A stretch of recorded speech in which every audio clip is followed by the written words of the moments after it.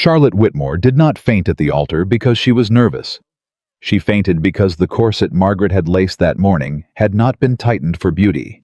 It had been tightened for silence, for obedience, for the kind of pain that leaves no mark a gentleman might notice at the wrong moment. She caught herself on the pew's edge before anyone saw, smiled, straightened. Across the aisle, Nathaniel Ashford saw it all. If you've ever been told to endure something you should never have survived, stay with me.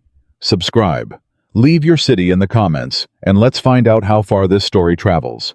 The summer of 1816 came to Harrow County, Virginia, the way it always did, slow and heavy and without mercy. Heat pressed down on the red clay roads, on the white fences, on the magnolia blossoms that had already begun to brown at the edges before they ever fully opened. It was not a morning for celebrations. But no one in Harrow County cared much for what the weather said when there was a wedding to attend. The Whitmore estate.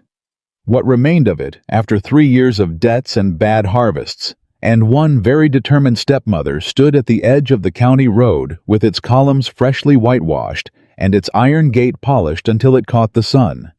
Carriages had been arriving since 8 in the morning. Ladies in their finest summer muslin. Gentlemen in dark coats despite the heat because Nathaniel Ashford was attending and no man in the county wanted to appear slovenly in front of the wealthiest landowner in the state of Virginia. Everyone said Charlotte Whitmore was the luckiest woman alive. Charlotte herself said nothing. She stood in the upstairs room in front of a mirror that had belonged to her mother, in a wedding dress that had also belonged to her mother, or had until Margaret's seamstress had spent 2 evenings taking it in, altering the seams, replacing the soft linen laces with a new set of stays that could be drawn tighter than the original design had ever intended. Her mother had been a woman who believed comfort and dignity could coexist. Margaret was a woman who believed neither had any particular value when weighed against appearances. "Stand straight," Margaret said from behind her, not looking up from the laces she was working with both hands. "You're slouching." "I'm not slouching," Charlotte said. "I can't breathe." "A respectable woman," Margaret said, pulling the lace another inch, "does not complain about breathing on her wedding day." Charlotte's hands found the edge of the vanity table. Her fingers closed around it hard enough that her knuckles whitened, but she made no sound. She had learned over 3 years under Margaret's roof that sound cost more than silence. Every gasp, every protest, every single honest expression of pain was an invitation for Margaret to explain at length and with great patience exactly how ungrateful Charlotte was being. So Charlotte said nothing. She looked at herself in the mirror. She was 24 years old. Her hair had been pinned and coiled by Margaret's lady's maid in a style that suited the occasion perfectly, and suited Charlotte's face not at all. The dress was white with pale blue ribbon at the cuffs and hem, and it had been her mother's, and that was the only reason Charlotte had agreed to wear it. Her mother's hands had sewn those ribbons. Her mother's voice had once told her she must have been 7 or 8 years old, that a woman dressed in her mother's clothes carried something no one could take away. Charlotte hoped that was true. She was not entirely certain anymore what was true. "You'll do," Margaret said, stepping back and examining her with the critical eye of a woman appraising livestock at auction. "Keep your chin up. Don't speak unless spoken to at the reception." Nathaniel Ashford did not agree to this match because he wanted a wife with opinions. "What did he agree to it for?" Charlotte asked. The words came out before she could catch them. She felt Margaret go still behind her. "I beg your pardon."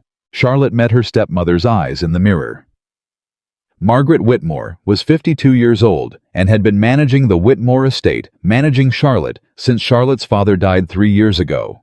She was not a cruel woman in the way that stories told it, with visible malice and theatrical threats. She was cruel the way a frost was cruel, quietly, thoroughly, without any particular interest in whether the thing it destroyed had feelings about the process. "I said," Charlotte repeated, and kept her voice even. "What did he agree to it for, Mr. Ashford? You've told me what he didn't want. I'd like to know what he did." Margaret's expression did not change. That was its own kind of warning. "He agreed," Margaret said, "because I made him a sensible proposal. Because this estate has a good name, even if it currently has very little else. And because a man of his standing benefits from the appearance of generosity. He is acquiring a wife from a respectable family. You are acquiring security. Everyone receives something of value." She paused. "Except perhaps opinions." She said the last word the way one might say mud on a clean floor. Charlotte turned away from the mirror. Hidden beneath the false bottom of her mother's jewelry box, wrapped in the same linen her mother had used to wrap the family's important papers, was a letter. Charlotte had found it 6 months ago while searching for a brooch Margaret had claimed she'd lost. The letter was in her mother's handwriting. It described in careful and specific language the terms of her father's original property deed, a deed that had named Charlotte, not the estate at large, as the direct heir to 40 acres of good Virginia farmland and the funds held in trust against them, funds that had, according to every account Margaret had ever given Charlotte, simply ceased to exist after her father's death. Charlotte had read the letter 12 times. She had memorized it. She had thought about what it meant every single day for 6 months. She had not told anyone. She did not know yet what telling someone would cost her. She did not know if she had anyone safe to tell. What she knew was that the letter existed, and that Margaret did not know she had found it, and that as long as those two things remained true, Charlotte held something small and fragile and absolutely essential, a piece of the truth. She tucked it now against her skin, beneath the altered stays that pressed against her ribs like a verdict. The church was full by the time Charlotte arrived. Harrow County had not had a wedding of this scale in years. Nathaniel Ashford had not been known to attend weddings at all, let alone participate in one, and the novelty of it had drawn people from 3 counties over. They stood in the churchyard and whispered to each other behind their fans and their hat brims, passing judgment on everything from the whitewash on the Whitmore gate to the paleness of Charlotte's face as she descended from the carriage. "She looks nervous," someone said. "She looks terrified," someone else replied and laughed. Charlotte heard both. She kept walking. She had learned to keep walking. The church interior was cooler than outside, but not by much. The pews were packed. Every face she passed was familiar in the way that all of Harrow County was familiar. People she had known all her life. People who had attended her mother's funeral. People who had come to the estate for her father's harvest suppers and eaten at his table and borrowed money from him when times were lean, and then stood at a respectful distance when times were lean for the Whitmores and said nothing useful at all. Charlotte walked down the aisle and looked straight ahead. At the front of the church, Nathaniel Ashford waited. She had met him twice. Once at the negotiation supper Margaret had arranged. Charlotte had been present for the first half of it, then dismissed like a child sent to bed early while the adults discussed the terms. Once at a county social 3 months ago briefly, in a crowded room where he had said good evening, and she had said good evening, and Margaret had steered Charlotte away before any further words could be exchanged. He was tall, dark-haired, though there was silver at his temples. 34 years old, which Charlotte knew, because Margaret had told her as a selling point, old enough to be established, she'd said young enough to be vigorous. He had a face that gave away very little. His expression as Charlotte approached was the expression of a man waiting for something he had arranged and expected to unfold in an orderly fashion. Charlotte stood beside him. The minister began. She answered every question in the right order. Yes, she consented. Yes, she would. Her voice was clear and steady and entirely detached from anything happening inside her chest, which was already fighting for air with every word. The stays had not loosened in the carriage ride. They had, if anything, settled tighter against the heat. Each breath she took was a negotiation. Each answer she gave cost her something. She watched Nathaniel's hands as the minister spoke. They were still, controlled. The hands of a man who did not fidget, who did not betray himself with small movements. He had long fingers. A scar along the outer edge of his right hand, old and faded. She wondered distantly, and with the kind of thinking that only happens when the body is too occupied surviving to bother with the mind's usual guardianship, how he'd gotten it. Then the minister said, "Pronounce," and Nathaniel turned to her, and she turned to him, and she saw for just a moment that he was looking at her with something that was not quite the orderly expectation she'd read on his face before. He was looking at her with something that was closer to a question. She didn't know what the question was. She didn't have time to wonder. Margaret's hand found the small of her back in the movement of the crowd, the gentle, firm pressure of it, a reminder that was not gentle at all. And Charlotte smiled the smile she had been practicing for 3 months, and turned toward the congratulations, and let the morning carry her forward. The wedding breakfast was held at Ashford Estate. Charlotte had never been inside it before. She had driven past the gates, seen the house from the road, the brick facade, the wide front steps, the line of oak trees that curved along the drive. Up close, it was the kind of house that didn't need to announce itself. It simply was what it was, solid and old, and entirely certain of its own worth. She sat at the table between Nathaniel and Margaret and ate almost nothing. Eating required breathing. Breathing in the stays required a specific shallow rhythm she'd developed over the course of the morning, and that rhythm did not accommodate the expansion of a stomach. So she moved food around her plate and smiled at the appropriate moments, and answered questions from neighboring guests about whether she was terribly excited, and whether she had always dreamed of a summer wedding, and whether wasn't it marvelous to be mistress of such a fine estate. Terribly excited, she said when they asked. Always, she said when they asked that. Marvelous, she said, and it cost her a breath she didn't have. Nathaniel beside her said very little. He did not seem like a man who found small talk comfortable. He answered when addressed, asked several questions of the guests he knew in the direct way of a man who wanted actual information rather than pleasantries, and spent the rest of the time in a watchful quiet that Charlotte under other circumstances might have found interesting. Under these circumstances, she was mostly concentrating on not collapsing. It was the heat, she told herself. The room was warm with the press of people. The food was rich, the kind of elaborate preparation that spoke of money and effort and no concern whatsoever for what a woman in altered stays could actually manage to get down. The conversation around her was loud. She was tired. She had not slept well in weeks. All of that was true, also true. Somewhere in the hour between the ceremony and the estate, the stays had settled in a way that was no longer simply uncomfortable. There was a pain now at her left side, specific and sharp beneath the lower seam where the lacing was tightest. Not the general ache of constriction, something that radiated when she shifted. Something that if she turned certain ways, sent a white edge across her vision that she had learned to breathe through without changing her expression. She reached for her water glass. Her hand shook.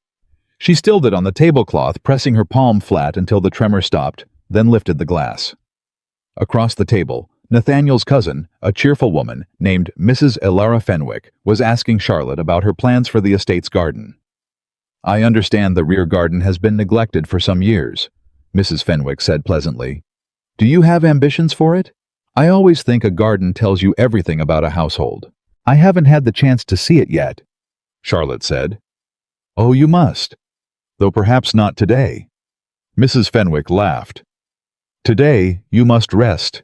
You look a bit pale, if you don't mind my saying." "It's the heat," Charlotte said. "Of course." Mrs. Fenwick turned to Nathaniel. "Your wife is being very gracious about the heat, Nathaniel. You might see about opening those far windows." "The windows are already open," Nathaniel said. He was not looking at Mrs. Fenwick. He was looking at Charlotte's hand still flat against the tablecloth, the knuckles pressed white. "Mrs. Whitmore." He stopped, corrected himself. "Mrs. Ashford, are you well?" The room did not go quiet. The conversation around them continued.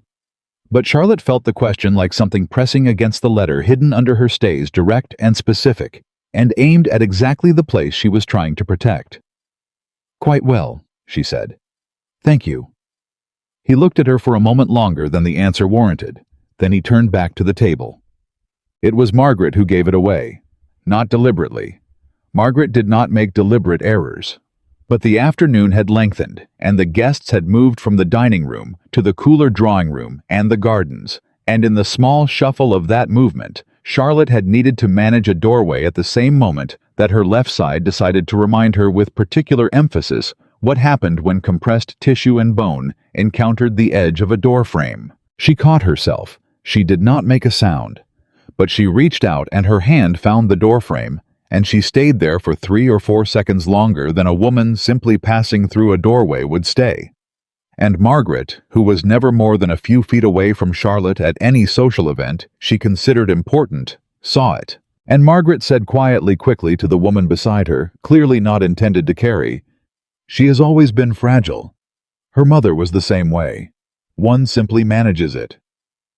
The woman beside Margaret made a sympathetic sound. Charlotte straightened and walked through the doorway. Nathaniel Ashford was standing 6 feet away near the window in conversation with a man Charlotte didn't know.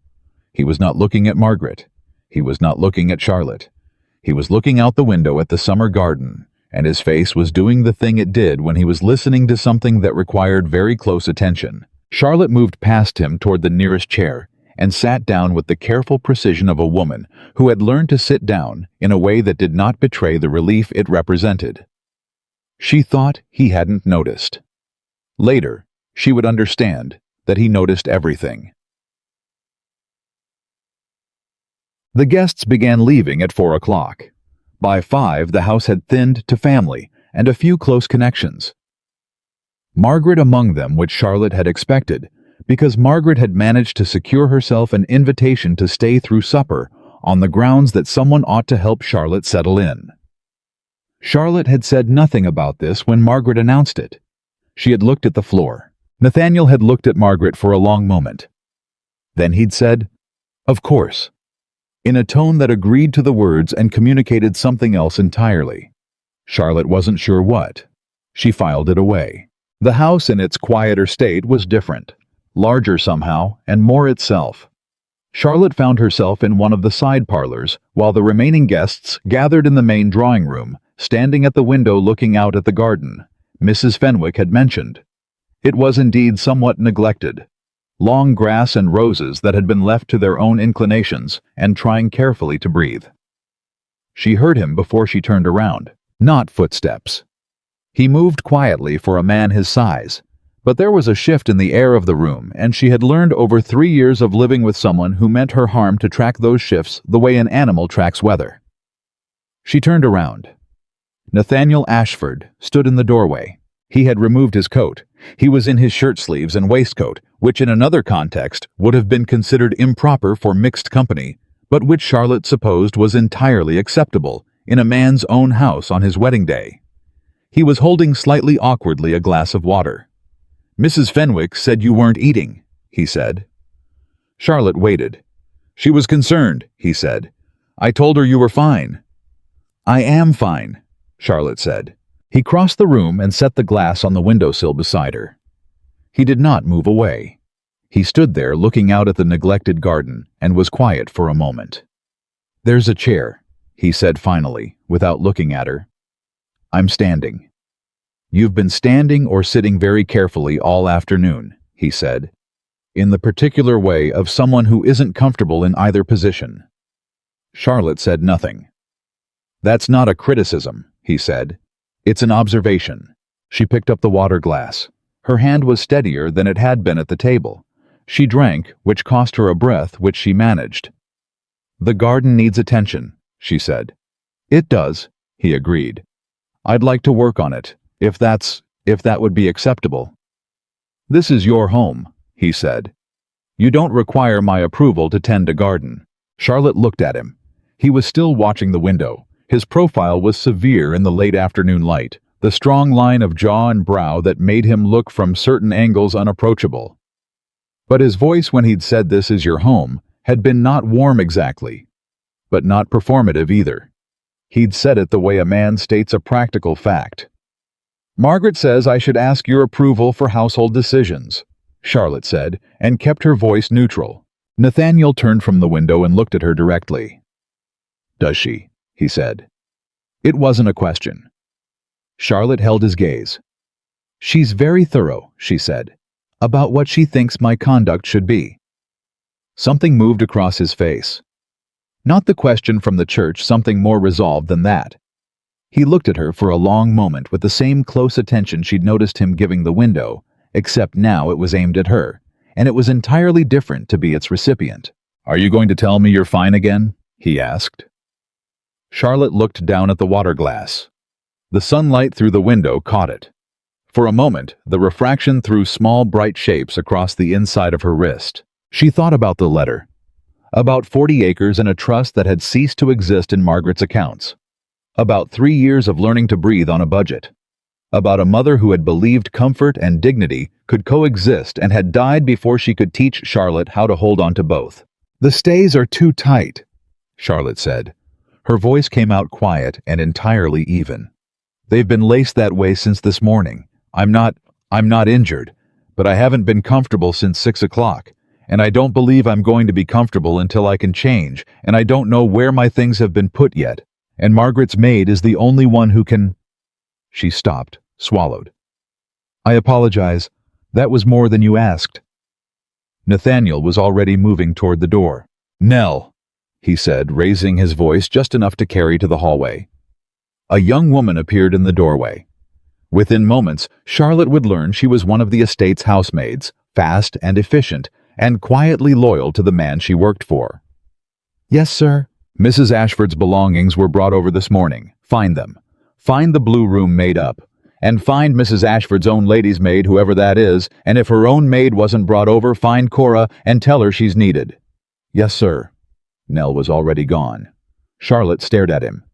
"You don't have to." "My wife," Nathaniel said, in the same practical tone he'd used about the garden, "is not going to spend her wedding evening unable to breathe because someone laced her into something at 6 in the morning. He paused. "That someone being, I gather, your stepmother." Charlotte's jaw tightened. "She wanted me to look well." "She wanted you to look controlled," he said. "Those aren't the same thing." The room was quiet for a moment. Charlotte thought about the way Margaret's hands had worked the laces that morning. Not hurried, not angry, methodical. The way Margaret did everything with the patience of a woman who understood that control was most effective when it looked like care. "How long?" Nathaniel asked. His voice had changed slightly. Still even, but with something beneath it that Charlotte couldn't quite name. "Since I came to live at Whitmore Estate. After my father died." She paused. "It's not she doesn't use her hands. She doesn't shout." She stopped because she didn't have a way to finish that sentence that wasn't more truth than she'd intended to give him today. Nathaniel said, "I know." He said it quietly, as if he'd suspected something of the kind before she'd said a word. "How?" she asked. He looked at her. "Because when the minister asked if you consented, he said, you looked like someone who was answering a question they'd already been given the answer to." Charlotte stared at him. He did not look away. He did not elaborate. He stood there in his shirt sleeves in the late afternoon of his wedding day, and let the observation exist between them without trying to cover it or walk it back. "I don't know you," Charlotte said finally. "I don't know what you want. I don't know what kind of man you are when the guests are gone." "No," he agreed. "You don't."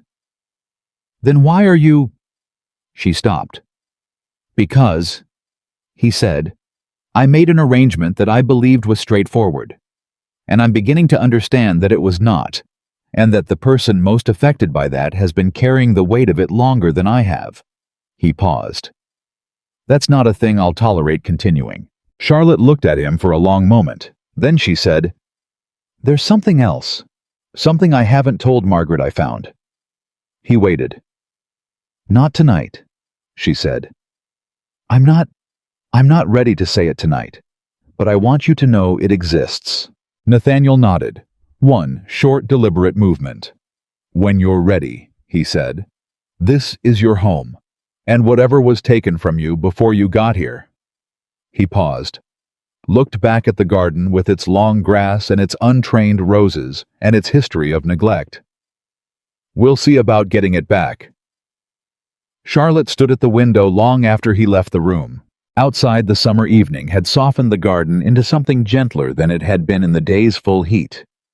The roses that hadn't been tended still grew. They had, despite everything, kept reaching toward the light. Under her hand, through the silk and the linen and the too tight stays that Nathaniel Ashford had already quietly begun to do something about the letter pressed against her skin like a heartbeat. For the first time in 3 years, Charlotte Whitmore let herself take a full breath. It hurt, but it was hers. The blue room was smaller than Charlotte had expected, but it was hers. That was the thing she kept coming back to as Cora, a quiet, capable woman of about 40, who moved through the room with the efficiency of someone who had been making difficult things easier for a long time, worked the laces of the stays loose with steady hands. Hers, not a guest room, not a borrowed space contingent on someone else's goodwill. Nathaniel had said, "This is your home," and then had arranged within the hour for it to feel like one. "There," Cora said as the last lace gave. Charlotte exhaled. The sound that came out of her was not elegant. It was the sound of a woman who had been holding something in for 9 hours and had finally been allowed to set it down.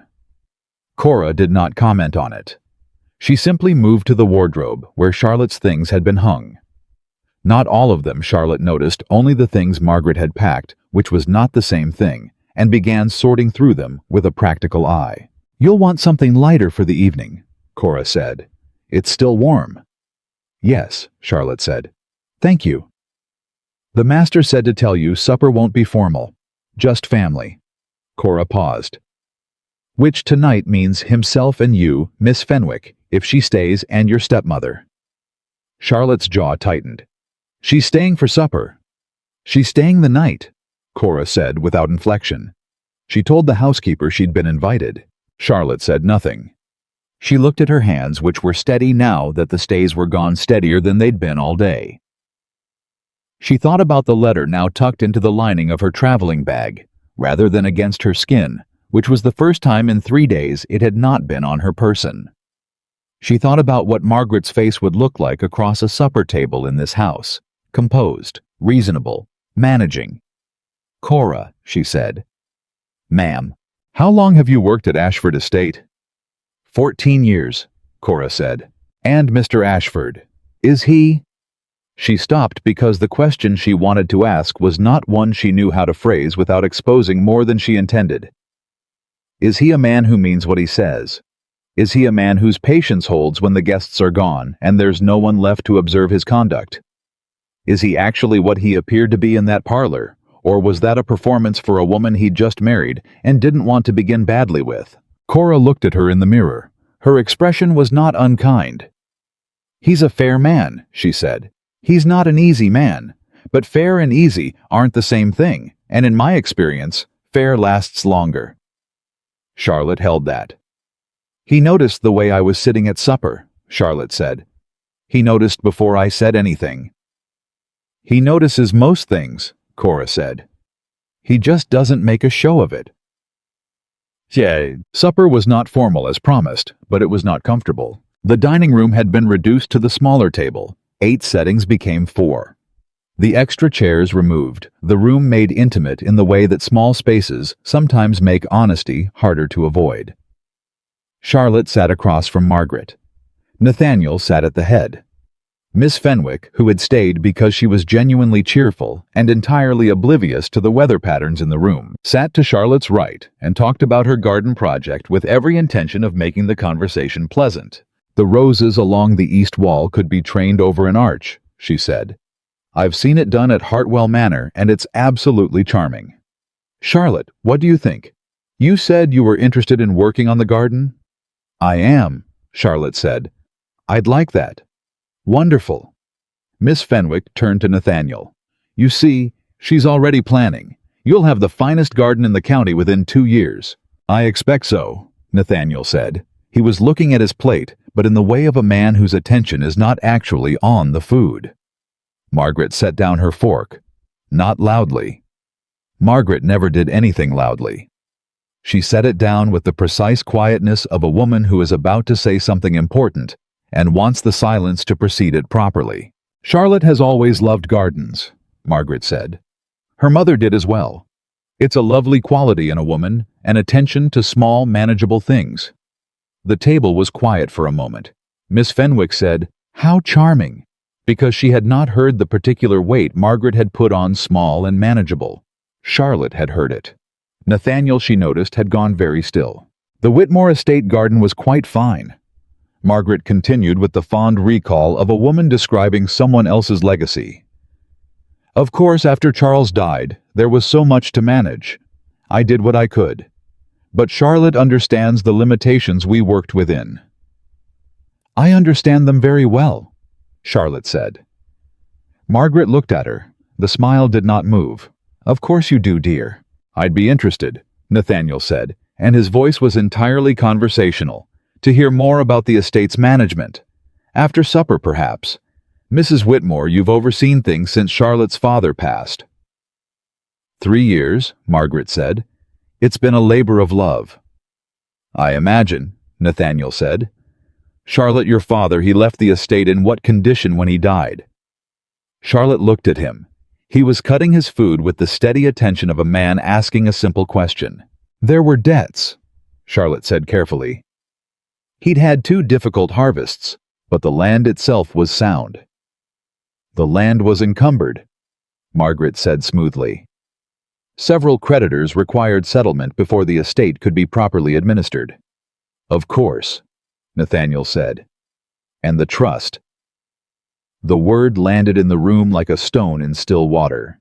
Charlotte felt her breath catch. She had not told him about the trust. She had said there was something she hadn't told Margaret she'd found. She had said she wasn't ready to say it tonight. He had said, "When you're ready," and she had believed him. Margaret's composure did not break, but Charlotte had lived under the same roof as that composure for 3 years, and she knew what it looked like when it held by effort rather than ease. The slight tightening at the corner of the eyes, the pause that was a fraction of a second longer than natural. "I'm not certain I follow," Margaret said. "Property in Virginia," Nathaniel said, still conversationally. "Held in trust for a named heir rather than passing through the general estate that trust would have been administered separately from the estate debts. I'm thinking of the specific cases where a father names a daughter as direct beneficiary of certain lands." He set down his fork, looked up at Margaret directly. "It's a fairly specific legal instrument. I've encountered it before." Margaret said, "Charles's affairs were quite complicated." "Most affairs are," Nathaniel agreed. "I'd be glad to have my solicitor look over the original documents if it would help clarify matters. As Charlotte's husband, I'd want to be certain everything was properly accounted for." The silence at the table was no longer Miss Fenwick's silence of pleasant inattention. She had gone quiet, her glass halfway to her mouth, watching the exchange with the wide-eyed stillness of a woman who has realized she is sitting in the middle of something that has very little to do with garden arches. Margaret said, "That's very thorough of you, Mr. Ashford." "I'm a thorough man," he said. Charlotte looked at her hands in her lap. Her heart was hammering. He had said, "When you're ready," and she hadn't been ready, and yet, somehow, he had moved the conversation here without her, without pushing her. And now Margaret was sitting across the table from the one question Charlotte had carried for 6 months and had not been able to ask herself. "I think," Charlotte said, and her voice came out steadier than she expected, "that would be a very good idea." Margaret's eyes moved to her. Charlotte met them. For 3 years, she had looked at those eyes and found the place inside herself where she went quiet, where she became small and manageable and careful. She found that place now and chose deliberately not to go there. "A very good idea," she said again. "I'd like to understand my father's affairs fully." Margaret picked up her fork. "Of course," she said. "I have nothing to hide." She said it exactly the way a woman who has something to hide says it, when she believes she has hidden it well enough. After supper, Miss Fenwick pleaded the heat and retired early. Margaret said she would take some air in the front garden before bed, which meant Charlotte understood that she was going somewhere quiet to reassess her position. Charlotte found herself in the main hallway, with Nathaniel standing in the particular quiet of a large house after company has cleared out of it. "You knew," she said, "about the trust. How?" "I didn't know," he said. "I suspected. There are certain patterns to how a woman moves through a room when she's been told that something that was hers no longer exists." He paused. "And I noticed at supper at our engagement negotiation that your stepmother answered most of my questions about the estate's assets before you had the chance to." Charlotte stared at him. "That was months ago." "Yes," he said. "You were all ready." She stopped. "Why didn't you say something?" "Because I didn't have enough to say anything useful," he said. "And because saying something without enough is worse than waiting. She turned that over. It was not the answer she'd expected.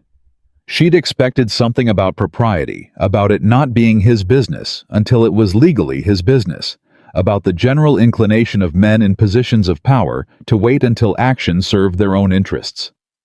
Instead, he'd given her something simpler, and she thought more honest waiting because useful mattered more than quick.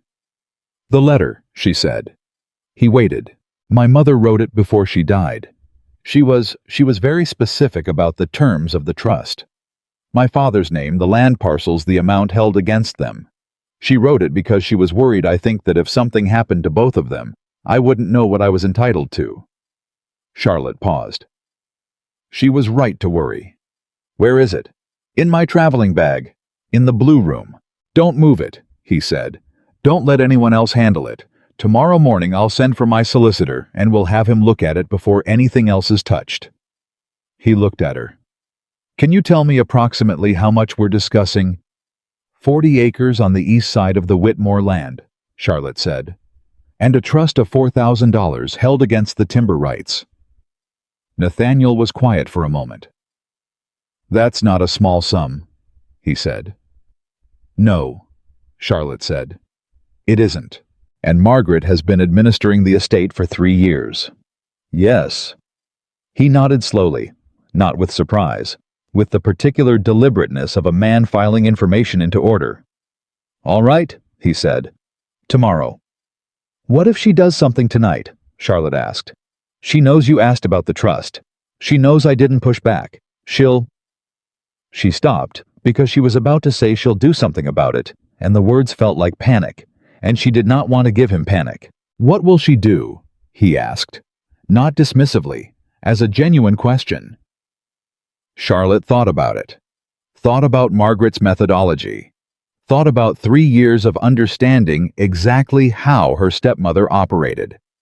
"She'll write to someone," she said. "She'll want to move something documents funds, something that could be used as evidence before you can look at it. She has a solicitor in Harrow County, a man named Greer who does what she asks." "Joseph Greer," Nathaniel said. Charlotte blinked. "You know him." "I know of him," Nathaniel said. "He's had a reputation for creative accounting for about 10 years. I've never done business with him." He paused. "Tonight, I'll write to my own man in Richmond. He can have someone at Greer's office first thing in the morning before anything can be filed or transferred." He looked at her. "Does that help?" Charlotte breathed. "Yes," she said.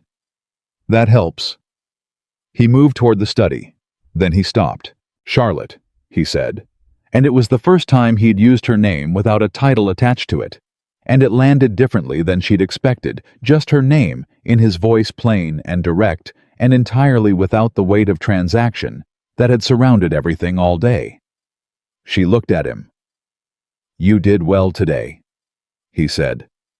"Under a great deal of pressure, you held on to what mattered. That's not a small thing." Charlotte stood in the hallway after he'd gone and felt something move through her chest that was not quite any emotion she had a name for. Not relief, though there was relief in it. Not gratitude, though that was there too.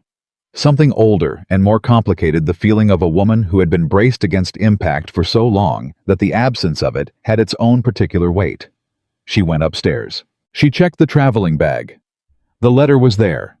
She sat on the edge of the bed with it in her hands and read it again the way she had 12 times before. But this time, something was different. This time, she was reading it not as evidence of something taken, but as the beginning of something that might be returned. Her mother's handwriting. Even and careful and warm the way her mother had been. "Charlotte, if you are reading this, then the things I feared have come to pass. Know that what is written here is true. Know that you are entitled to it. Know that your father loved you and meant for you to have it, and that no one who came after has the authority to take that from you." Charlotte folded the letter carefully. She had been alone with it for 6 months. She was not alone with it anymore. The next morning arrived with the particular authority of a Virginia summer heat already building. Before 6, the kind of morning that announced itself before you were ready for it. Charlotte was awake before the household. She had not slept well, which was not unusual, but for once, it was not from fear. It was from something that felt more like the alertness of a person on the edge of something changing. She dressed without Cora's help and went downstairs. The house at that hour was its own creature, different from the house full of wedding guests, different from the house of quiet supper tensions.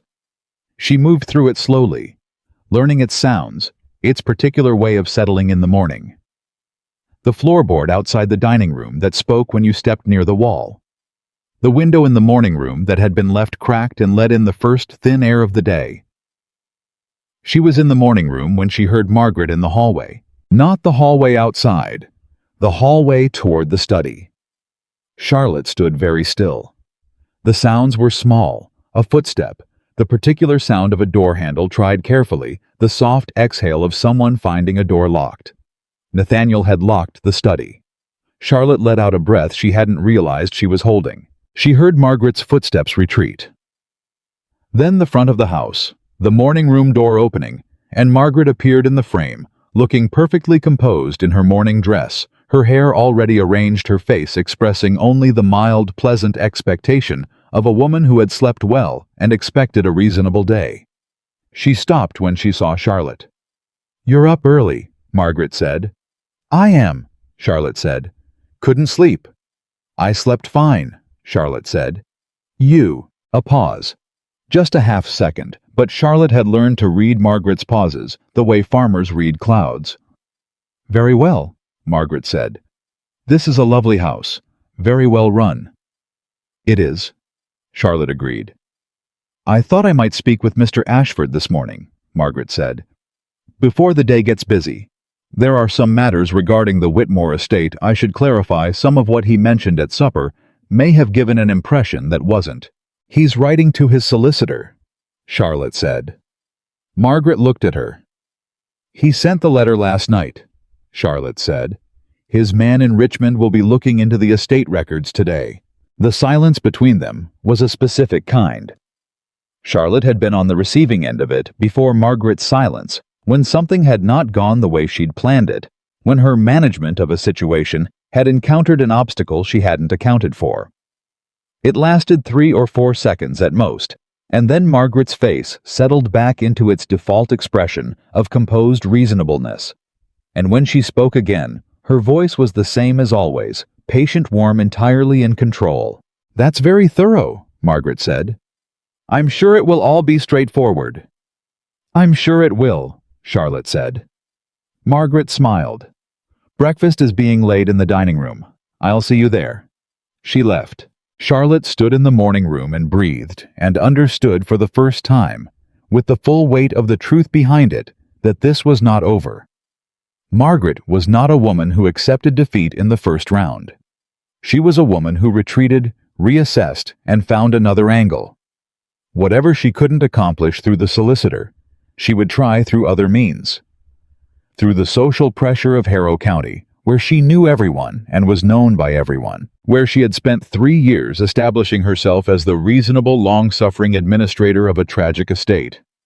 Through Charlotte herself, maybe through the particular pressure that can be applied to a woman who is only 24 and new to a house and not entirely certain yet of her ground. Charlotte thought about what Nathaniel had said the night before. "You did well today. Under a great deal of pressure, you held on to what mattered." She thought about her mother's letter. "No one who came after has the authority to take that from you." She went to breakfast.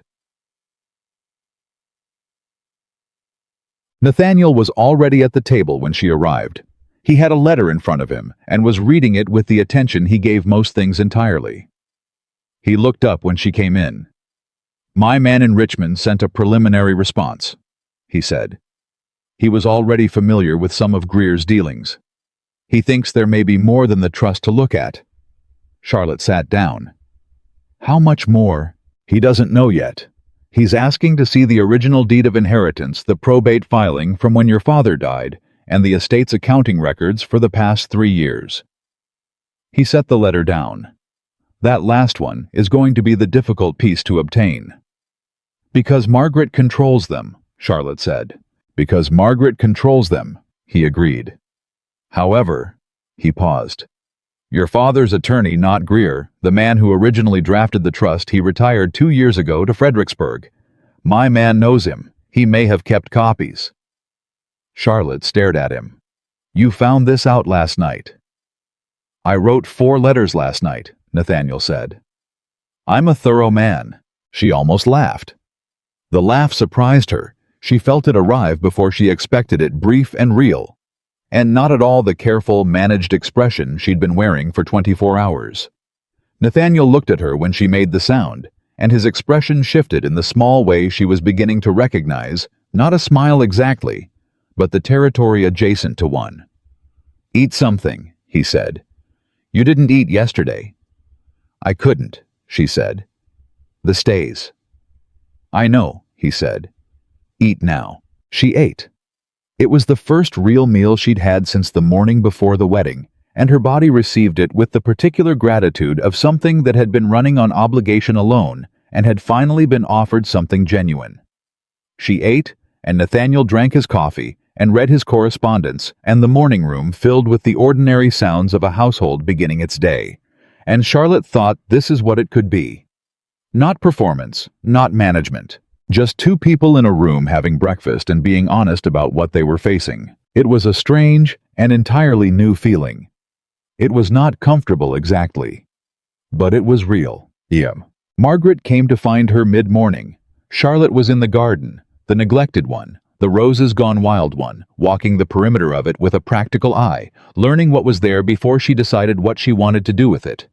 She had a small notebook she'd found in the morning room and was making notes in it. The roses along the south wall that could be saved, the overgrown bed near the fence that would need to be cleared, the oak at the corner that threw good shade. Small, manageable things. She heard Margaret before she saw her. Charlotte? Her stepmother's voice from the garden door. A word. Charlotte turned around. She kept the notebook in her hand. Margaret came to her across the garden with the careful steps of a woman in good shoes navigating uncertain ground.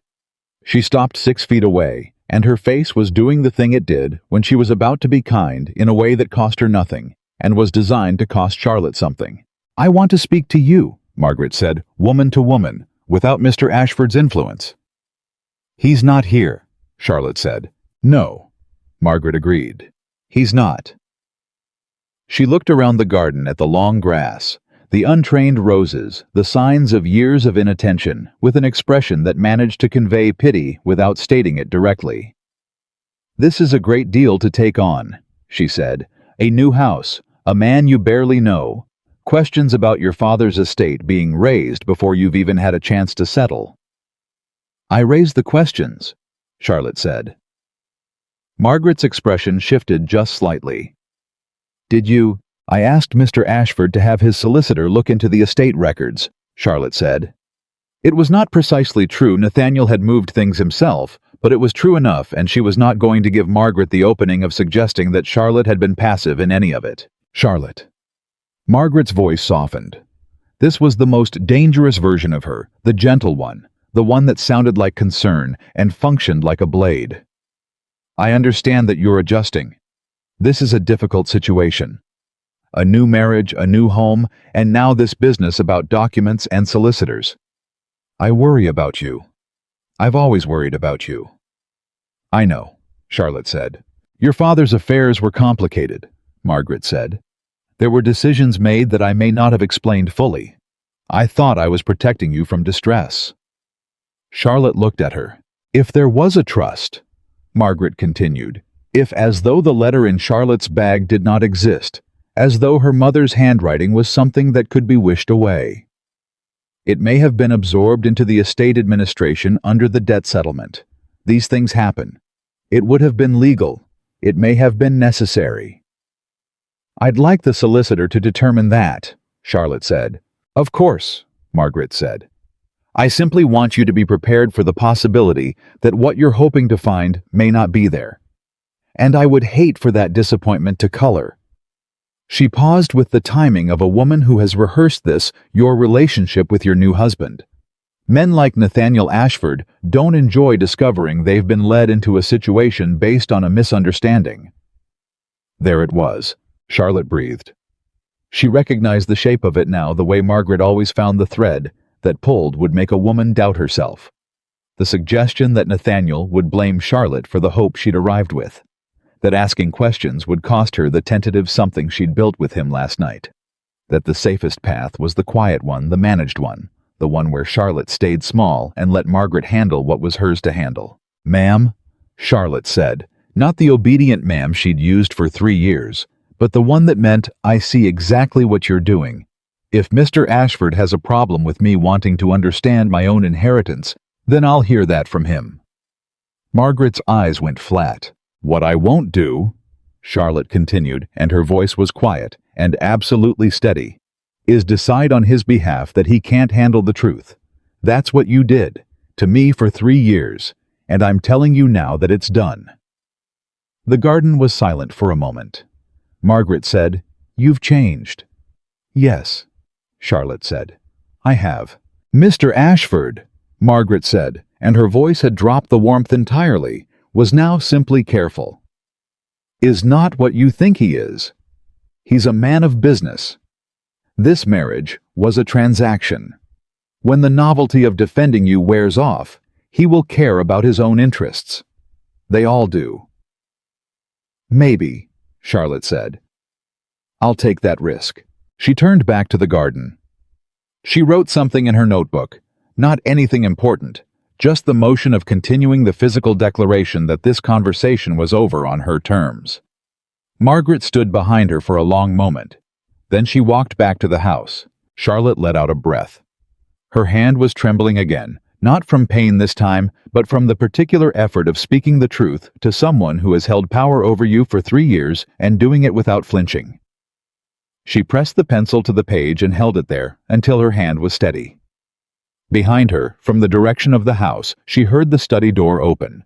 Then Nathaniel's voice, even and clear, carrying through the warm summer air. "Mrs. Whitmore," and Margaret's voice, no longer warm. "Mr. Ashford." "My solicitor has arranged to meet with Mr. Garfield in Fredericksburg this afternoon," Nathaniel said. "He believes Garfield has the original trust documents. I thought you'd want to know." A silence. "How kind of you to keep me informed," Margaret said. "I intend to keep everyone informed," Nathaniel said. "Fully. From this point forward." Charlotte stood in the garden and listened to Margaret's footsteps cross back into the house. She listened to the door close. She listened to the summer settle back around her, the birds resuming whatever they'd been doing before human business interrupted them, the heat pressing down with its usual indifference to the things people carried under it. Nathaniel's footsteps came across the garden.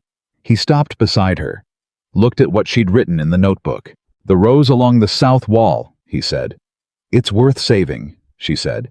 "It just needs someone to pay attention to it." He was quiet for a moment. "Garfield has the documents," he said. "He confirmed it an hour ago. He's kept copies of everything he ever filed. He said he was waiting for the day someone asked for them." Charlotte closed her eyes. $4,000, 40 acres, 3 years. "He was waiting for me," she said. "He was waiting for someone," Nathaniel said. "You're the someone." She opened her eyes and looked at the rose along the south wall, untended, overgrown, reaching in all directions.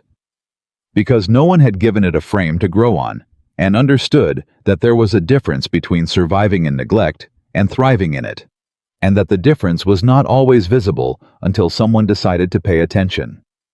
"What happens now?" she asked. "Now," Nathaniel said, "we wait for the documents, and when they arrive, you decide what you want to do with them." "Not you," she asked. "They're yours," he said. "I'll stand beside you. I'll make sure no one interferes, but the deciding is yours." Charlotte looked at him. The morning light was harsh and honest, the kind of light that doesn't do anyone any particular favors, and he stood in it the way he stood in everything, without adjustment, without performance, exactly as he was. She thought about what Margaret had said. Men like Nathaniel Ashford don't enjoy discovering they've been led into a situation based on a misunderstanding. She thought about what Nathaniel had actually done in 24 hours, with nothing but her word and a letter she hadn't even shown him yet. "I'd like to show you the letter," she said. He nodded. One short deliberate movement, the same as last night. They walked back toward the house together, through the garden that needed attention, and was finally getting it under the Virginia summer that pressed down on everyone equally, and cared about none of them. And Charlotte held the notebook against her chest, and felt the specific weight of a woman who is walking toward something, instead of away from it. Behind them, the rose along the south wall caught the light. It had been growing in the wrong direction for years. It was not too late to give it something to hold on to. The documents arrived on a Thursday. Nathaniel's solicitor, a precise, unhurried man named Mr. Calvin Holt, who had ridden from Richmond with the kind of deliberate speed that suggested he understood exactly what he was carrying, laid them on the study table in 2 separate stacks. The first stack was thin, 4 pages formal. The ink faded at the edges in the way of papers that had been kept somewhere cool and dry for a long time. The second stack was considerably thicker. Charlotte sat across the table from Holt and watched his face while he organized the papers. She had learned over the past 3 days to read the people in Nathaniel's orbit the same way she'd learned to read Margaret for the small signals that came before the words. Holt's face was professionally neutral, but there was something in the way he set the second stack down that was not quite neutral. Something deliberate about the weight he gave it. Nathaniel stood near the window. He had not sat down. The trust document, Holt said, laying the first page flat, is exactly as described in the letter Mrs. Ashford provided. Charles Whitmore executed it 14 years ago, naming his daughter Charlotte as direct beneficiary of 42 acres on the eastern parcel of the Whitmore land, and a trust fund of $4,300 held against the timber rights therein. He paused. The trust was never dissolved. It was never legally transferred. It exists as of this morning, as a valid and active instrument under Virginia law. The room was very quiet. Charlotte said, 4,300. Yes, ma'am. Margaret told me it was 4,000. Holt looked at her. The additional 300 represents interest accrued in the first year after the trust was established, before the estate came under Mrs. Whitmore's administration. Charlotte's hands were flat on the table. She pressed them there and breathed. And the second stack, Nathaniel said from the window. Holt's expression shifted. This was the part he'd given weight to. The estate accounts for the past 3 years, he said. Mr. Garfield retained copies of the original probate filing and the initial accounting submitted at the time of Mr. Charles Whitmore's death. What I have here represents the discrepancy between those original accounts and the accounts subsequently filed by Mrs. Margaret Whitmore's solicitor, Mr. Greer, in each of the 3 years following. Charlotte looked at the stack. How large is the discrepancy? She asked. Holt folded his hands on the table. Across 3 years of estate income timber sales and land lease agreements, the discrepancy is approximately $11,000. The number sat in the room like a stone dropped from a height. Charlotte heard it land. She felt it the way you feel an impact not from the blow itself, but from what happens to your body a second after the catch of breath, the sudden, very clear understanding of what has been done. $11,000, 3 years. A woman who had told Charlotte gently and with great patience that the estate's difficulties were a matter of bad harvests and unfortunate debts, that Charlotte needed to be practical, that love didn't balance ledgers, and what mattered was security, and who had in the same 3 years of those careful explanations been moving money that was not hers into accounts that were. That's not everything, Holt said quietly. Charlotte looked up. I'm sorry, Holt said. I wish it were. But in reviewing the documents there is a secondary matter. He reached into the second stack and withdrew a page. This is a bill of sale executed 8 months ago. It transfers the timber rights on the eastern parcel, Charlotte's parcel, the one held in trust, to a private buyer.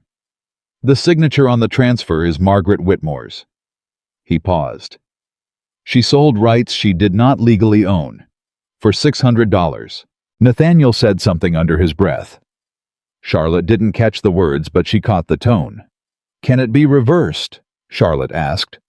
The buyer, Holt said, appears to be a Mr. Samuel Greer. Charlotte went still. Greer, she said. "That's Margaret's solicitor." "Yes, ma'am." "She sold my inheritance to her own solicitor." "For $600, Holt said again, as though the amount was its own commentary on what had been done. Charlotte looked at the bill of sale. Her name was not on it. Her father's name was not on it.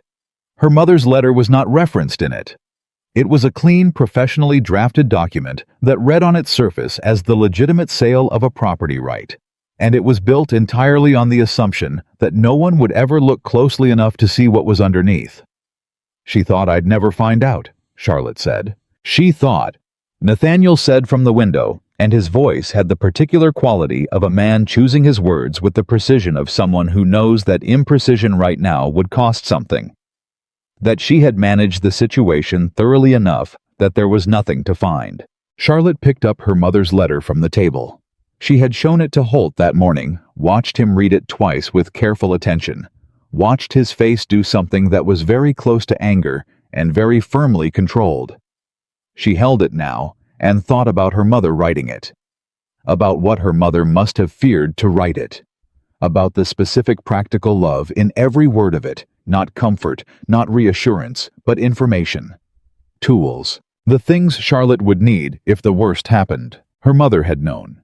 She had not known Margaret specifically, perhaps, but she had known the shape of what could happen to a woman without resources, without knowledge of what she was owed, without the language of deeds and trusts and legal instruments. She had known it, and she had sat down and written it out in her careful, even hand, and hidden it somewhere. Charlotte would eventually find it. Charlotte folded the letter. "What do we do?" she said, and her voice was steady and something else beneath steady, something that was finished with being careful in the wrong direction, to make sure she cannot move anything else before this is resolved. Holt looked at Nathaniel. Nathaniel said, "Tell her." "I can file an emergency petition with the county court this afternoon," Holt said. "It will freeze the estate accounts pending investigation. Nothing can be transferred, sold, or withdrawn while the petition is active." He paused. "It will become public record." Charlotte thought about that. Public record. Harrow County. Everyone who had come to the wedding breakfast and told her she was the luckiest woman alive. Everyone who had known her father and eaten at his table and watched Margaret administer his estate with such composed efficiency for 3 years. "File it," Charlotte said. Margaret found out by evening. Charlotte did not know exactly how, whether someone at the county office had spoken out of turn, or whether Margaret had her own network of information in Harrow County, which after 3 years of careful cultivation, Charlotte had no reason to doubt. But by the time supper was being laid, Margaret had knocked on the study door and been admitted, and the house had taken on the specific quality of a place where something is about to happen. Charlotte stood in the hallway outside the study. She had not been asked to come in. But this was her house, and these were her documents, and she was done with being on the outside of decisions that concerned her. She opened the door. Margaret was standing in the middle of the room. Nathaniel was behind his desk. Holt had gone. He'd ridden back to Richmond with the original documents secured in a locked case. What was left was the three of them, and the particular electricity that comes before a confrontation that everyone in the room knows has been coming for longer than today. Margaret turned when Charlotte came in. Her expression did not show surprise. It showed something that had been waiting. "Charlotte," she said, "I was just explaining to your husband that this legal action is unnecessary and frankly damaging to our family's name." "Our family's name," Charlotte said. "The Whitmore name," Margaret said. "Your father's name, which I have spent 3 years protecting." "Sit down, Mrs. Whitmore," Nathaniel said. The words were quiet. They were absolutely not a request. Margaret looked at him. 3 seconds. 4. The particular standoff of a woman who has not been told to sit down by anyone in a very long time, measuring whether this is a moment to comply or a moment to push. She sat down. Charlotte had never seen her do that before. Not like that, not with the particular quality of someone who has recognized that the room has changed, and that the power in it is no longer distributed the way she expected. "The petition has been filed," Nathaniel said. "The accounts are frozen. The county court will schedule a hearing within the month. At that hearing, the discrepancy in the estate accounts, the invalid timber rights sale, and the existence of the trust will all be entered into the record." He paused. "I'm telling you this not because I am required to, but because Charlotte deserves to have it said in front of her." "The discrepancy," Margaret said, "is a matter of administrative accounting. There are explanations." "Margaret." Charlotte said her name once, not loudly, but Margaret stopped. Charlotte had not used her stepmother's given name in 3 years. She'd been trained out of it gently and persistently in the first months after her father's death. "It's Mrs. Whitmore, dear." Or "ma'am." "We maintain certain standards." She had complied because she was 21 years old and alone, and because the person telling her had controlled the roof over her head. She was not 21 anymore. "You sold my land," Charlotte said. "You sold the timber rights my father left me to your own solicitor for $600, and you did it while telling me there was nothing to leave. You managed 3 years of income from an estate that was never entirely yours to manage, and you moved $11,000 of it into accounts I was never shown." She stopped. "I'm not asking you to explain it. I know what it was." Margaret's face did not break. That was the thing about Margaret. She had built her composure over decades, and it did not break easily, not in front of people, not in the moment of confrontation. But it did something that Charlotte had never seen it do before. It went still in the wrong way. Not the stillness of control, but the stillness of a woman who has run out of the particular angles she has been using and needs a moment to find a new one. "You were taken care of," Margaret said. Her voice was quieter now. "You were housed and clothed and presented to society. You were married to one of the finest men in the state. That did not happen by accident. I arranged it." "You arranged it," Charlotte said, "because you needed me placed before the account investigation caught up with you." The room went silent. Nathaniel did not move. Margaret's jaw tightened. It was the first fully uncontrolled thing Charlotte had ever seen on her face, and it lasted only a second before the composure came back down, like a shutter closing. But Charlotte had seen it. The truth of it in one unguarded second that Charlotte was right, and Margaret knew it, and there was no version of this conversation where that changed. "I want a lawyer," Margaret said. "You're welcome to one," Nathaniel said. "The petition is already filed. A lawyer won't undo that." "I want to leave this house," Margaret said. "You're free to leave whenever you choose," he said. "You were never a prisoner here." The words landed precisely where they were aimed. They were Charlotte's words, reflected back the echo of everything that had been done to Charlotte under the guise of management and protection and care. "You're free to leave. You're not a prisoner." As though freedom is still freedom when everything you need to exercise it has been taken from you. Margaret stood. She straightened her dress, the automatic gesture of a woman restoring herself to order. She looked at Charlotte with the expression of someone who has made a calculation and arrived at an answer she doesn't like. "You think he'll stand beside you," she said, "when the county hears about this? When people who have known this family for 20 years have to make a decision about who they believe?" "They'll believe the account records," Charlotte said. "They'll believe what they're inclined to believe," Margaret said. "And they've known me for 3 years, and they've known you for a day." Charlotte held her gaze. "Then I'll have to speak louder than a day," she said. Margaret left. The door closed behind her with a click that was in its precision entirely characteristic. Charlotte and Nathaniel stood in the study in the quiet that followed. The evening had come, while they were not paying attention to it, the light going amber and long through the window, the house settling around them into its evening sounds. "She's right," Charlotte said. She said it plainly, not as a concession, but as an accurate assessment. About Harrow County, about the way people's inclinations work. "She's right that people have inclinations," Nathaniel said. "She's wrong about how much they weigh against documented evidence in a court of law." "The court is one thing," Charlotte said. "The county is another." He looked at her. "What do you want to do about the county?" She thought about that. About all the people who had attended the wedding breakfast. About Miss Fenwick, who was genuinely kind and entirely informed about the social world of Harrow County, and had been watching the supper conversation with very attentive eyes. About the fact that Margaret had spent 3 years building her version of the story here, and Charlotte had exactly the time between now and the court hearing to build another one. Not a performance, not management, just the truth given to the right people in the right order. "I want to talk to people," she said. "Myself. Not through you, not through Holt. Me." Nathaniel nodded. "Starting with Miss Fenwick," she said. He almost smiled. "The territory adjacent to it again." "She'll have told 3 people by breakfast," he said. "I know," Charlotte said. "That's why I'm starting with her." Miss Fenwick cried. Not dramatically. She was not a dramatic woman, which was one of the things Charlotte had identified as useful about her, but in the quiet, practical way of someone who has learned that certain things deserve to be cried about, and that pretending otherwise is a waste of effort. She sat in the morning room with Charlotte the next day and listened to the full account, the stays, the letter, the trust, the $11,000, the timber rights sold to Greer for $600, and she cried at the timber rights part and pressed her handkerchief to her face and said something under her breath that was not polite but was entirely accurate. "I knew there was something," she said when Charlotte was done. At supper, the night of the wedding, when Nathaniel asked about the trust and Margaret's face, she stopped.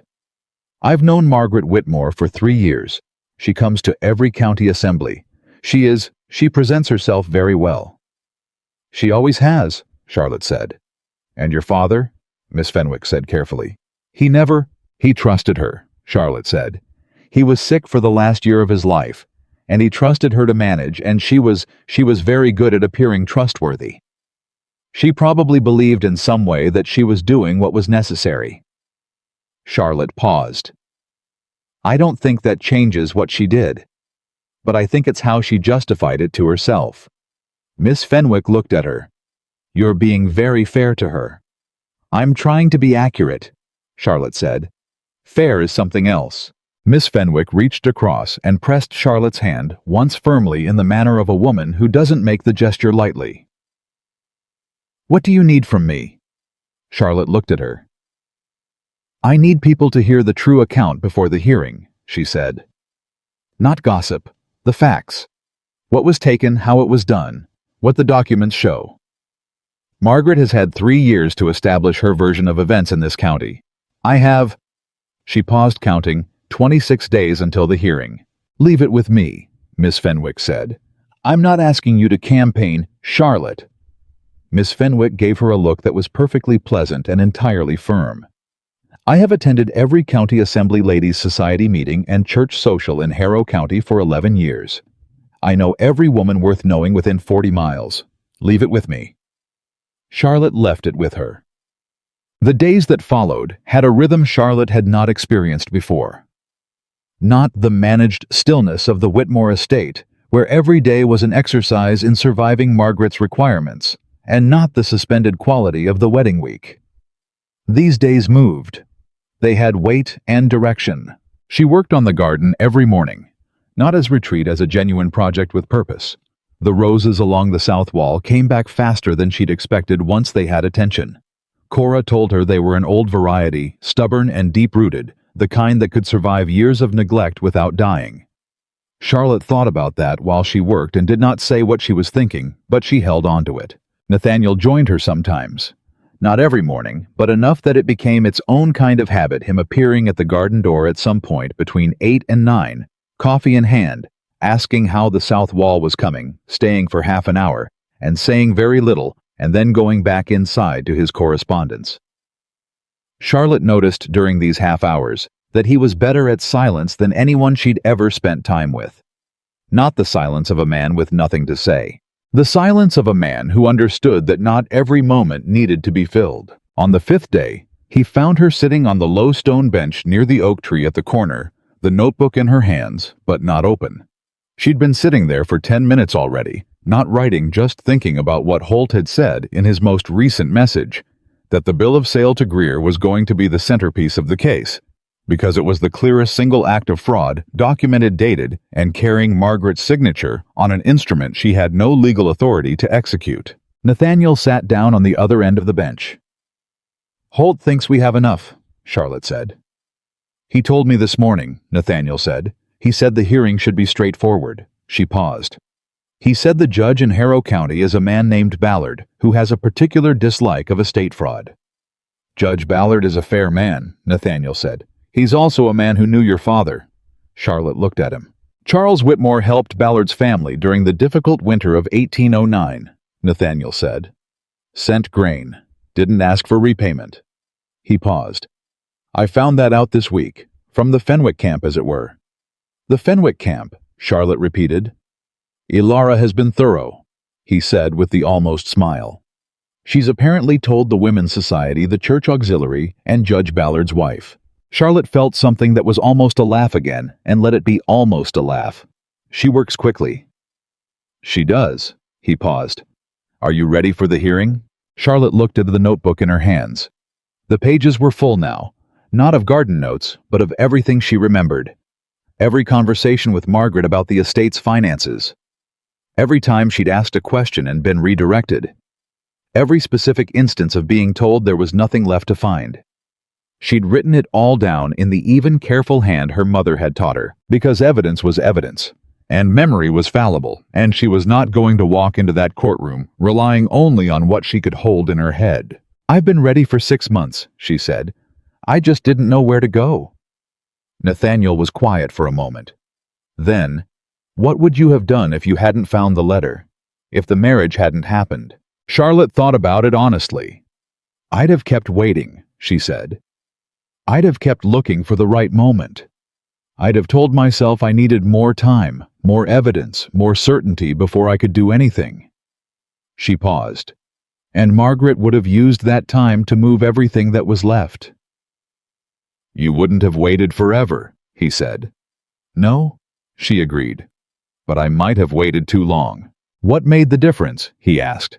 And it was a genuine question, not leading, not already carrying the answer he preferred. Just asking. Charlotte thought about the moment in the parlor the first evening. The glass of water on the windowsill. Are you going to tell me you're fine again? The specific experience of being asked a question by someone who wanted the actual answer. Someone asked me how I was, she said, and waited for the real answer. Nathaniel didn't say anything to that, but he stayed on the bench for longer than the usual half hour, and when he finally stood to go back inside, he paused once briefly, with his hand on the gatepost, and said, For what it's worth, I'm glad you didn't wait too long. Charlotte looked at the rows along the south wall. New growth. Slow, but definitive. The kind that comes from something with deep enough roots. So am I, she said. The hearing was set for a Friday. On the Thursday before it, Joseph Greer arrived at Ashford Estate. Charlotte heard him before she saw him.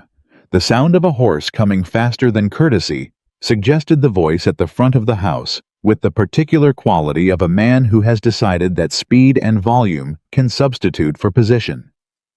She came into the front hall in time to hear him telling the housekeeper, Mrs. Webb, that he needed to see Charlotte Ashford immediately on a matter of urgent private business. Mrs. Webb said, I'll inquire whether Mrs. Ashford is receiving. Greer said, This is not a social call. Charlotte said from the hallway, I'll see him. Mrs. Webb looked at her. Charlotte nodded once, and Mrs. Webb stepped aside, and Greer came in. He was a middle-aged man with the look of someone who had spent a career being the most technically correct person in any room, and had confused that with being the most powerful one. He was sweating from the ride. He had not removed his hat until Mrs. Webb looked at it pointedly, and even then the removal was resentful. Mrs. Ashford, he said, I'll be brief. Please, Charlotte said. The timber rights were a legitimate transaction, he said. I purchased them in good faith from the estate administrator who had legal authority to conduct estate business. Whatever your solicitor claims about the trust, the sale was executed properly under the instruments available at the time. Charlotte looked at him. The trust existed at the time of the sale, she said. It predated my mother's death and my father's death. It was never dissolved. You purchased rights that were not available for sale. That's a matter for the court to determine, Greer said. It is, Charlotte agreed. And the court will determine it tomorrow. Is that what you came to tell me? Greer's jaw tightened. I came to tell you, he said, dropping the legal language for something less polished. That Margaret Whitmore is not a woman who, this will not simply, he stopped, reassembled. There are other parties involved in this situation who have interests that go beyond what you have identified. Charlotte waited. There are debts, Greer said. Against the Whitmore estate. Legitimate debts properly filed that exist regardless of what the trust document says. Those creditors are going to make claims at this hearing, and some of those creditors have names you might recognize. He said it like a threat. Charlotte had heard threats from Margaret for 3 years and had learned to recognize the architecture of them, the vague reference to consequences. The implication that the person being threatened knows exactly what's being implied, the space left for imagination to fill in the worst version. She looked at him steadily. "Mr. Greer," she said, "the trust is held separately from the estate debts. My solicitor has already addressed that. The trust assets cannot be attached to satisfy estate obligations." She paused. "Is there something else? Or was that everything?" Greer looked at her for a long moment. He was recalibrating. She could see it, the adjustment of a man who had come in expecting a woman who could be made uncertain, and was finding instead a woman who had done her reading. "There's one more thing," he said, and his voice dropped, which was worse than the loud version. "Margaret Whitmore is prepared to contest the marriage settlement itself." Charlotte went still. "On what grounds?" she asked. "On the grounds," Greer said, "that she was the administrator of your father's estate at the time of the marriage negotiation, and that the marriage was entered into under terms that she, as administrator, had the right to set." He paused.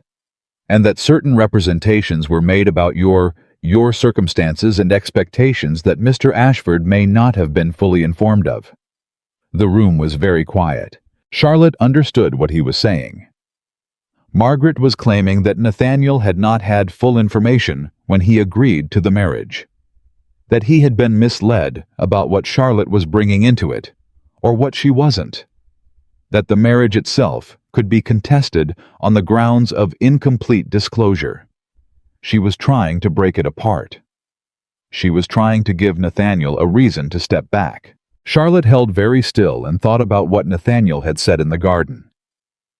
"For what it's worth, I'm glad you didn't wait too long." About what Cora had said on the first evening. He's a fair man. About what she herself knew after 3 weeks in this house about the kind of man she had married. "Mr. Greer," she said, "I suggest you take that argument to Mr. Ashford directly." "I intend to," Greer said. "Good." Charlotte turned toward the study door. "He's in here." She knocked and opened it. Nathaniel looked up from his desk. He took in Charlotte's face and then Greer's face in the particular order of a man who reads rooms efficiently and said, "Mr. Greer." "Mr. Ashford." Greer came in. Charlotte stayed in the doorway. "I've been explaining to your wife that there may be grounds to contest the terms of your marriage settlement." "On what grounds?" Nathaniel said. Not with surprise, with the voice of a man already familiar with the argument. "On the grounds that you may not have had complete information about the estate situation," Nathaniel said. "About what Charlotte came into this marriage knowing or not knowing, and what her stepmother had or hadn't told her." He set down his pen. "Mr. Greer, I entered this marriage with the full understanding that the Whitmore estate was in difficult financial condition. I entered it knowing that Charlotte's position there was not straightforward." He paused. "What I did not know was the specific extent of what had been taken from her. That doesn't change my position. It clarifies it." Greer said, "You would be within your rights to—" "Mr. Greer," Nathaniel said, and his voice was entirely even, which Charlotte had learned meant he was more serious than when he raised it. "I don't require your guidance on what I would be within my rights to do. I require you to leave this house and to appear tomorrow at the county court with the documentation you received for the timber rights purchase." He paused. "If you don't appear voluntarily, the court will compel it. I understand Judge Ballard is quite thorough about compelling things." Greer stood very still. Then he put on his hat and left. Charlotte heard the front door close. She heard his horse on the drive faster than it had arrived. She stood in the doorway of the study and looked at Nathaniel, who had picked his pen back up, and was writing something with the unhurried attention of a man who has just handled something ordinary. "He told you," she said. "He sent a letter yesterday," Nathaniel said without looking up. "I expected him today." "You didn't tell me." He looked up then. "I didn't want you to spend last night worrying about something I intended to handle this morning." Charlotte looked at him for a long moment. "I can handle my own worrying," she said. "I know you can," he said. "I'm not suggesting you can't." He paused. "I'm suggesting that you've been handling every difficulty alone for 3 years and that you don't have to anymore, and that sometimes handling things together means one of us takes the part the other one doesn't need to carry." The room was quiet. Charlotte leaned her shoulder against the doorframe and breathed in and out twice slowly, the way she'd learned to breathe in the days after the stays came off with the full extent of her lungs, without managing or calculating the cost. "Is the marriage actually contestable?" she asked. "No," he said. "Not on those grounds. Not under Virginia law." He set his pen down again. "But even if it were—" He stopped, looked at her directly. "Charlotte, I'm not going to step back." She met his eyes. She had not let herself count on that. She had worked carefully not to count on it, not to build herself on another person's decision, the way she'd been building on Margaret's decisions for 3 years, held up by someone else's choice about whether to keep holding.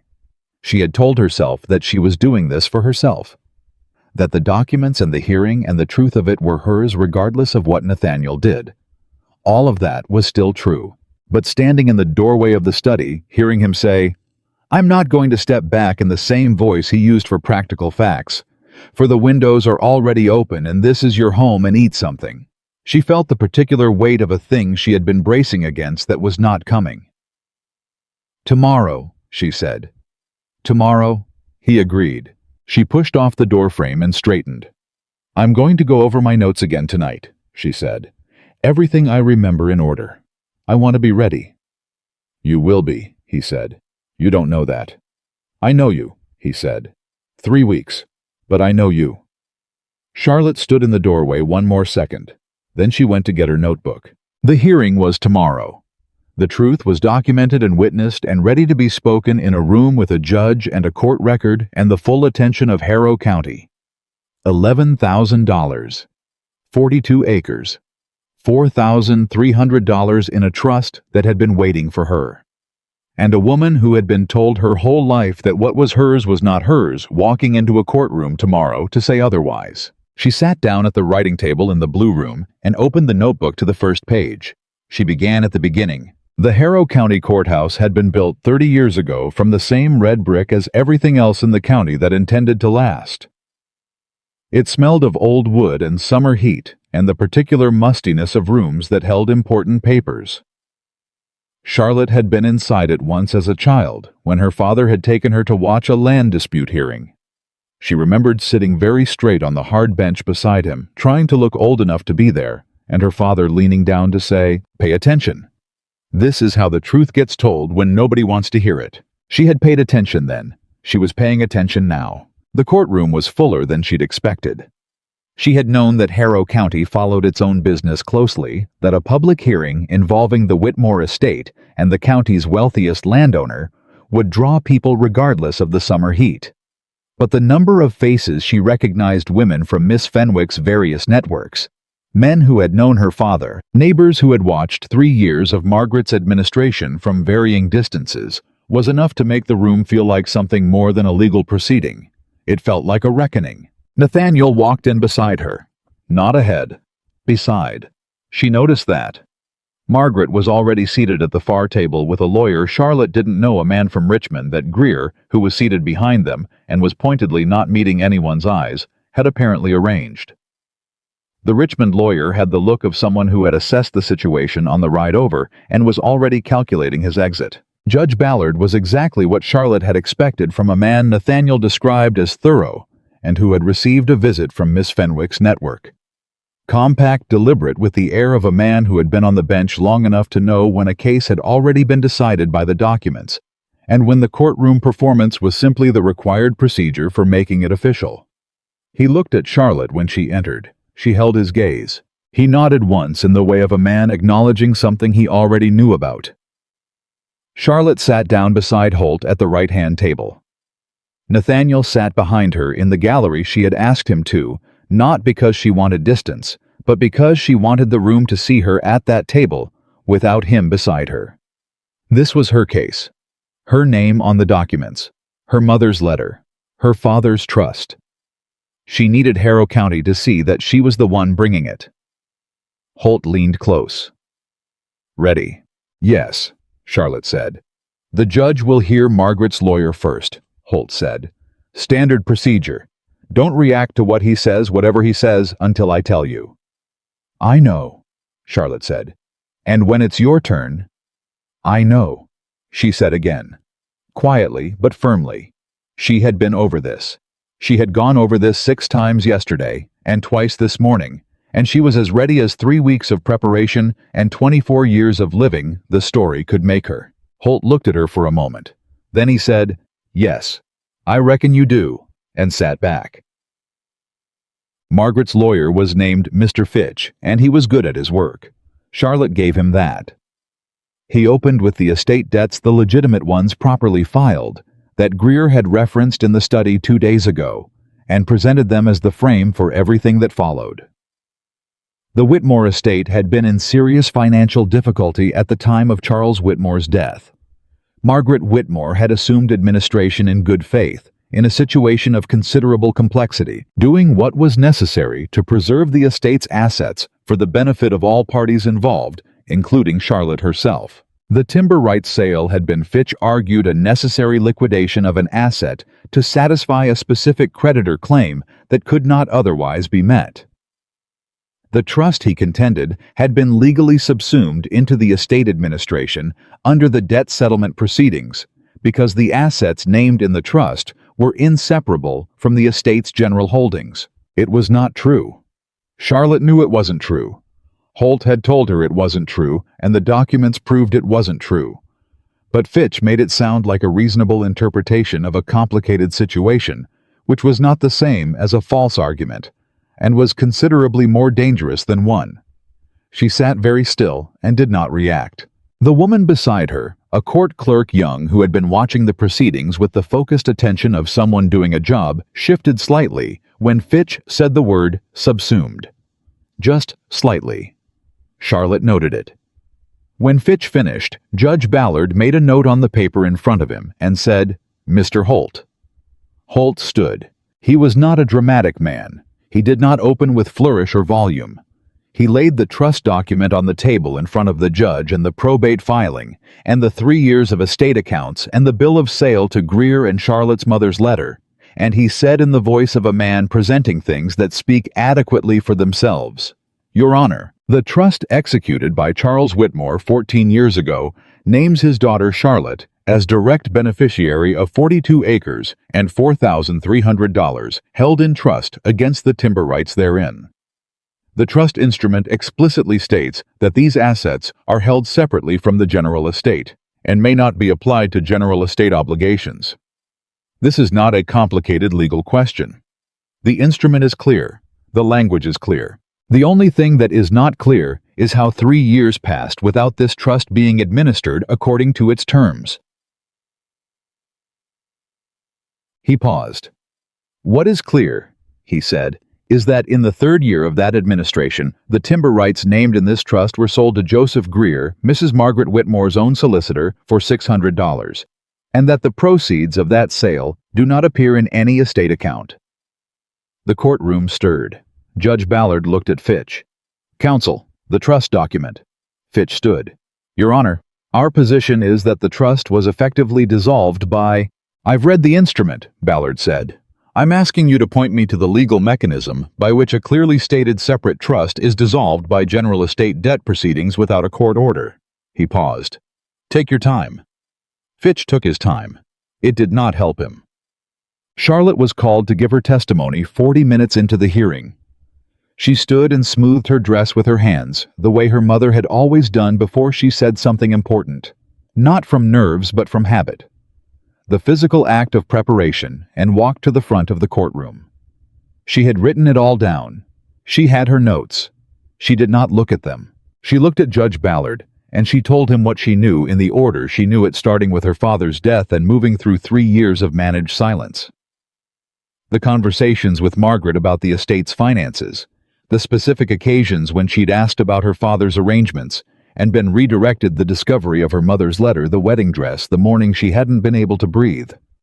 She said all of it plainly, not performing, not managing, just telling the truth the way her mother had written it, even and careful, and with enough specific detail that no one in the room could mistake it for the imprecise impressions of a woman who was upset. When she got to the letter, she said, "My mother wrote it because she was afraid." She knew what could happen to a woman who didn't know what she was entitled to. She wrote it so I would know. She paused. She was right to be afraid, and I am grateful that she trusted me to find it. The courtroom was quiet. In the gallery, she heard someone exhale. She didn't look to see who. Fitch cross-examined her for 12 minutes. He asked about her understanding of estate law. He asked whether she had sought legal advice at any point during the 3 years. He asked with a delicacy that did not conceal what he was implying, whether she had been under any unusual stress during the period in question. Charlotte answered each question directly. "My understanding of estate law was limited," she said. "I have since become better informed. I did not seek legal advice during those 3 years because I did not have access to legal advice independent of my stepmother's solicitor. I was under considerable stress during the period in question. That stress was the direct result of the circumstances I have described, not the cause of my perception of them." Fitch sat down. Judge Ballard said, "Mrs. Ashford, your mother's letter. May I see it?" Charlotte walked forward and placed it on the bench in front of him. He read it. She stood and watched him read it, and thought about her mother sitting down to write it, the careful, even hand, the specific legal language that her mother had used, because she'd understood that vagueness was its own kind of vulnerability. Ballard finished reading. He set the letter down. He looked at it for a moment. "She was a careful woman," he said, "and it was not addressed to Charlotte specifically, more to the room at large, and it was not a legal observation. It was something more human than that." "Yes, sir," Charlotte said. "She was." The first major turn came when Ballard called Margaret herself. Charlotte had not been certain he would. Holt had said it was within his discretion to call witnesses, or to rule on the documents alone. But Ballard was a thorough man, and thorough men did not like gaps, and the gap between the timber rights sale and the missing proceeds was a gap that the documents alone did not fully close. Margaret walked to the front of the courtroom with her usual composure. She was dressed well. She was always dressed well, and she sat in the witness chair with the upright posture of a woman who has been managing difficult situations publicly for years and considers this one manageable. Ballard asked her about the trust. Margaret said she had not been aware at the time of assuming estate administration that the trust was structured as a separate instrument. Charlotte looked at the table. Ballard asked her about the timber rights sale. Margaret said that the sale had been made in response to a creditor claim that required immediate settlement and that the proceeds had been applied to that settlement. Ballard said, "Can you show me that creditor claim and the corresponding payment record?" Margaret said, "My solicitor maintained those records." Ballard said, "Mr. Greer." Greer stood from the gallery. His face had the color of a man who has spent the last hour understanding that he has miscalculated something significant. "Mr. Greer," Ballard said, "do you have the creditor claim records corresponding to the timber rights sale proceeds?" Greer said, "I would need to review my files, Your Honor." "I see," Ballard said. He made a note. "And the $600 received from that sale, can you account for its current whereabouts?" The silence that followed was not short. It was the silence of a man who cannot answer a question and knows that not answering is its own answer and is trying to find a third option in a room that has run out of them. "I would need to review," Greer said again. Ballard looked at him for 3 full seconds. Then he looked back at Margaret. "Mrs. Whitmore," he said, "I want to give you the opportunity to clarify one thing. The trust document, the probate filing, and the estate accounts all appear to show that assets were managed in a way that did not reflect the legal terms of an existing trust instrument. What I am trying to understand is whether this was an error, a failure to identify the trust as a separate instrument, or something else. The courtroom waited. Margaret's composure was still in place, but it was doing the thing it had done in the study, holding by effort the seams showing in the stillness of it, in the too controlled quality of her breathing. She said, "Administering an estate under the conditions I faced was extremely difficult. I made decisions that I believed were in the best interests of all parties."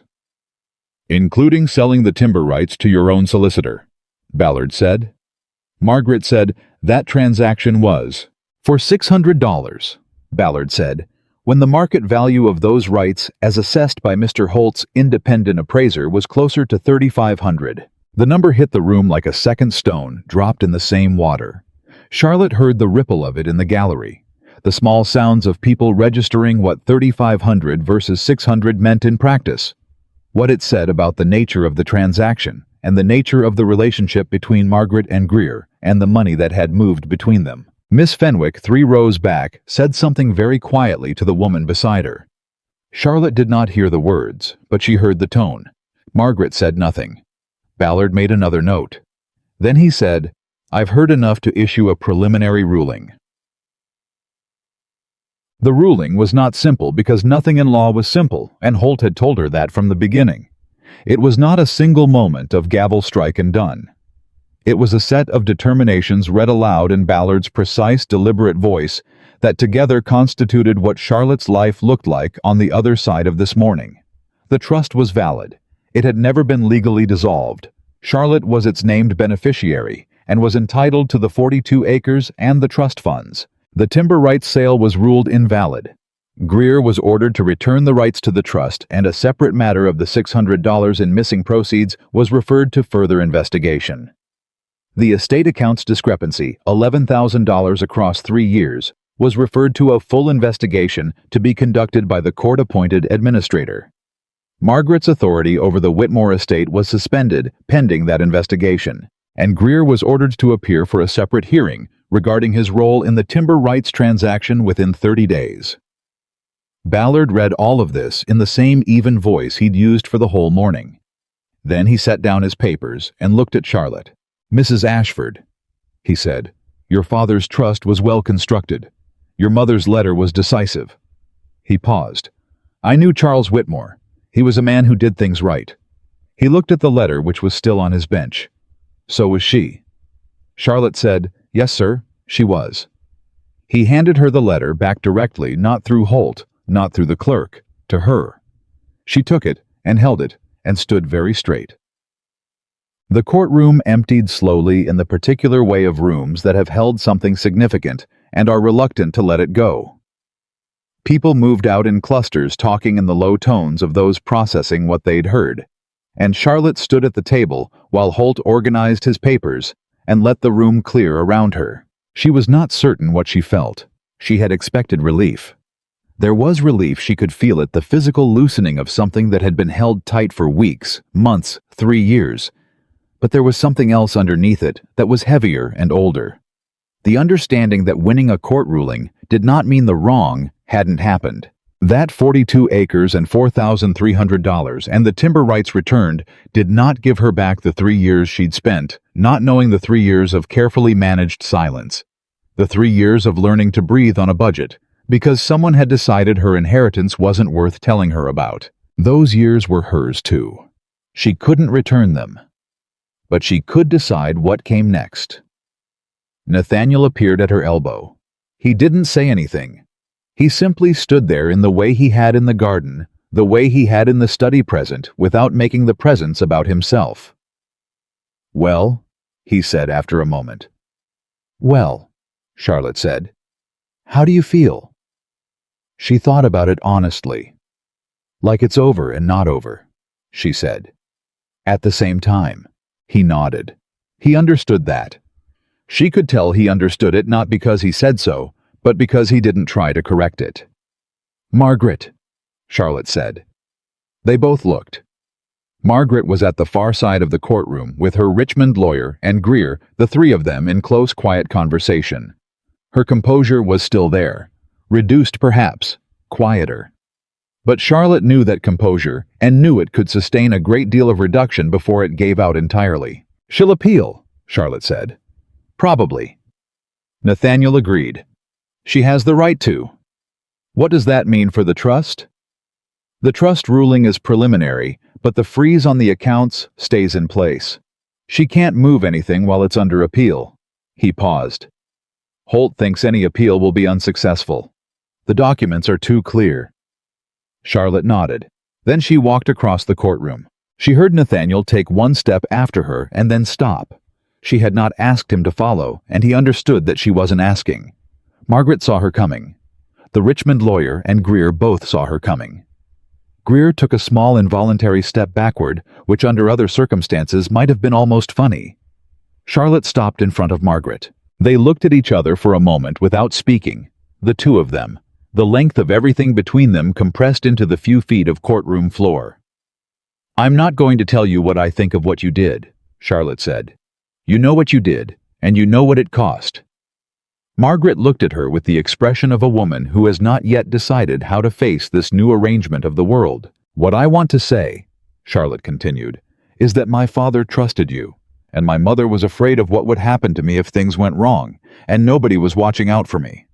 And you took both of those things, and you made decisions with them that you told yourself were practical and necessary, and that I have spent 3 years paying for." She paused. "That's done now. I'm not going to carry it anymore. What happens next is the court's business and your business. It's not mine." Margaret said quietly, "You sound like your mother."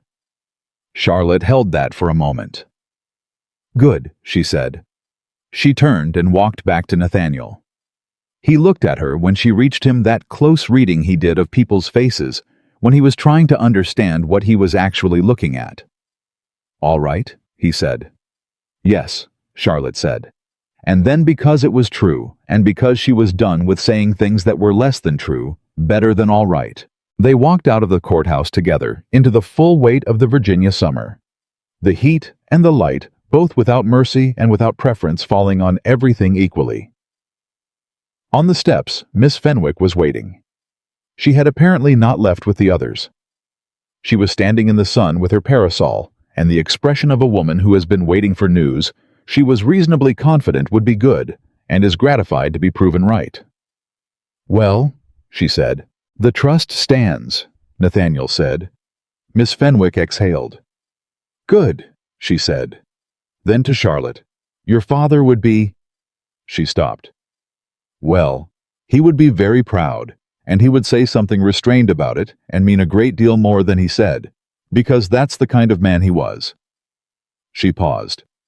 "And your mother would cry, and then she would be very practical about what happens next, because that was the kind of woman she was."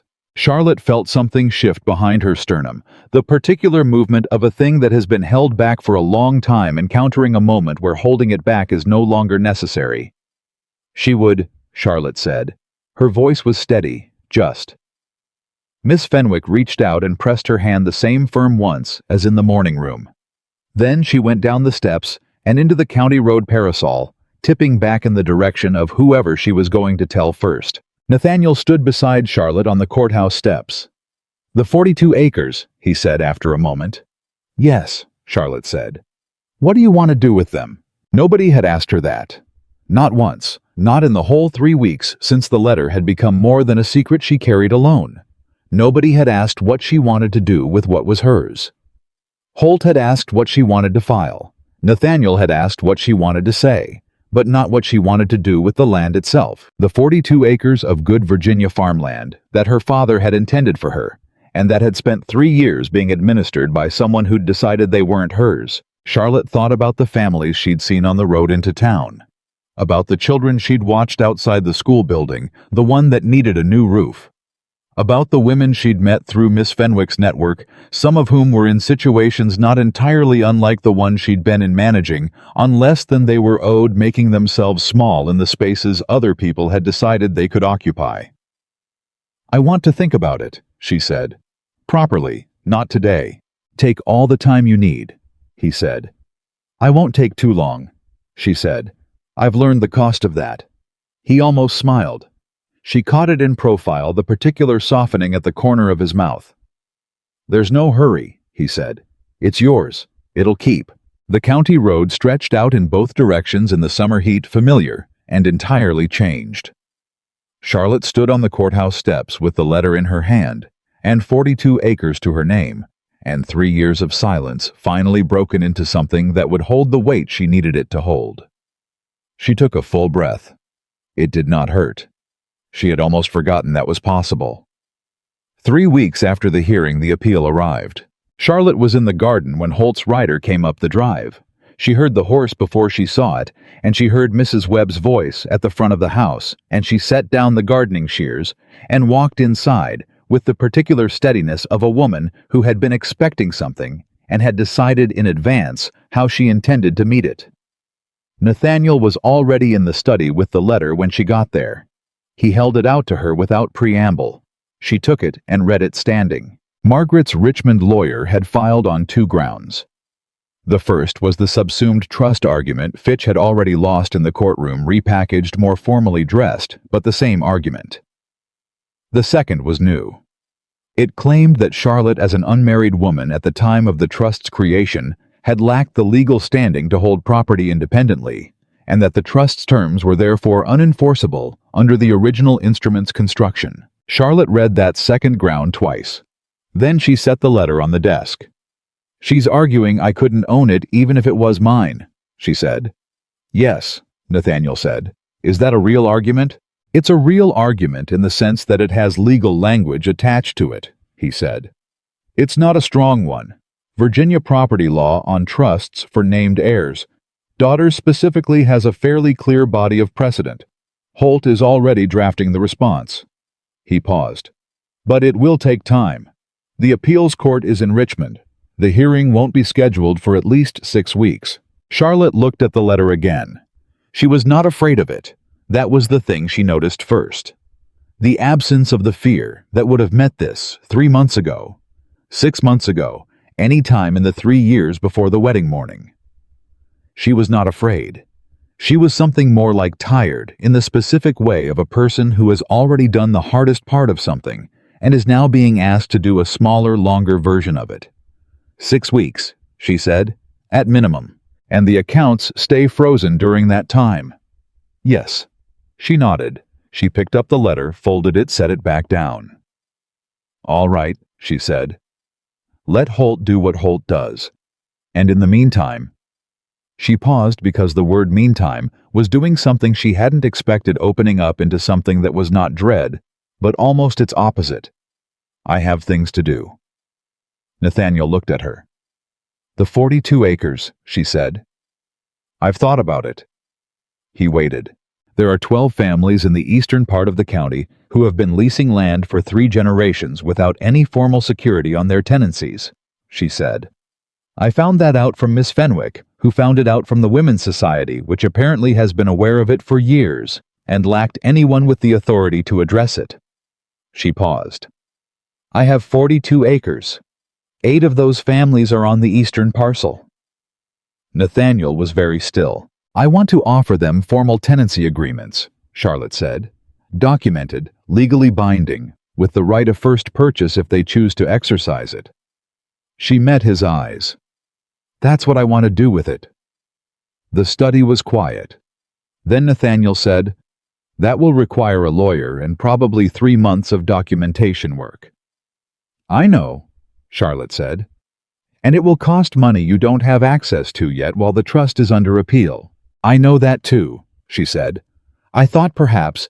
She stopped because asking was still new, because the habit of not having anyone to ask had 3 years of depth behind it. I thought perhaps we might consider it a joint undertaking, until the trust funds are released. Nathaniel looked at her for a long moment. The close reading, the one she'd learned to recognize as his version of attention. Then he said, I'll call Holt back in. It was not a declaration. It was not a speech. It was simply the voice of a man who has decided a thing is right and is moving toward it, and Charlotte felt it the same way she'd felt everything he'd said in these 3 weeks, as something that meant more precisely what it said than she was accustomed to. "Thank you," she said. "Don't thank me," he said. "It's the right thing to do. That's different." Holt came back within the week, and the documentation work began in earnest. Charlotte sat at the study table most mornings and worked through it with the same careful attention she'd given her notebook in the days before the hearing. Names of families, land parcels, terms that were fair and specific enough to hold up in a county court if anyone ever challenged them. She was not a lawyer, but she had Holt's guidance, and she discovered a mind that moved well through this kind of work. The patient, specific attention to language that her mother had modeled in a different way, in a letter written against a feared future. The families on the eastern parcel came to Ashford Estate one at a time over the course of 2 weeks. Charlotte met each of them in the morning room, not the study which felt like Nathaniel's space, but the morning room which she had made her own in the small ways of someone establishing herself in a house. The notebook on the table, the vase of roses from the south wall garden that was producing again. She sat across from each family and explained what she was offering and what it meant, and then she asked if there were questions. There were always questions. An older man named Henry, whose grandfather had worked the land under Charlotte's grandfather, sat across from her with his hat in his hands, and asked her 3 times, in 3 different ways, whether this was real, whether the paper would hold, whether there was a way it could be taken back. Charlotte said each time, yes, yes, and no. He left with the tenancy agreement in his coat pocket and stopped on the front steps and said to no one in particular, or perhaps to the summer air, "Well, Lord." And then he walked to his horse and rode back to the eastern parcel that was for the first time in 3 generations specifically and legally his to work. Charlotte stood at the morning room window and watched him ride out and breathed. Cora, who had come in to clear the tea, said without turning from the tray, "Your mother would have done this." Charlotte looked at her. "I've been at this estate 14 years, Cora said. "I've seen a fair number of people come through. I know who leaves something better and who leaves it the same." She picked up the tray. "You're the first one in a while who's leaving it better." She left before Charlotte could say anything. Charlotte stood in the morning room with that for a long time. Chapter what? The letter from Greer's separate hearing arrived on a Tuesday in late August, when the summer had begun to thin at the edges and the mornings were, for the first time, something other than oppressive. Charlotte was at the writing table in the blue room when Nathaniel knocked and came in. He had started knocking in the 2nd week, a small adjustment she hadn't asked for and had noticed immediately. He held out the letter. She read it standing, the way she'd been reading important things since the documents arrived from Holt that first Thursday, because sitting down felt passive, and she was done with passive. Greer had been found to have participated knowingly in the fraudulent transfer of trust assets. He was ordered to return the $600 barred from practicing as a solicitor in Harrow County for 5 years, and referred to the state bar for further disciplinary proceedings. The missing proceeds from the timber rights sale funds that had moved through his accounts and then out of them again, in directions that the court had found were not incidental, were to be recovered and returned to the trust. Charlotte finished reading and looked up. "It's done," she said. "That part is," Nathaniel said. "And Margaret's appeal." Holt got the hearing date, 4 weeks. Charlotte folded the letter.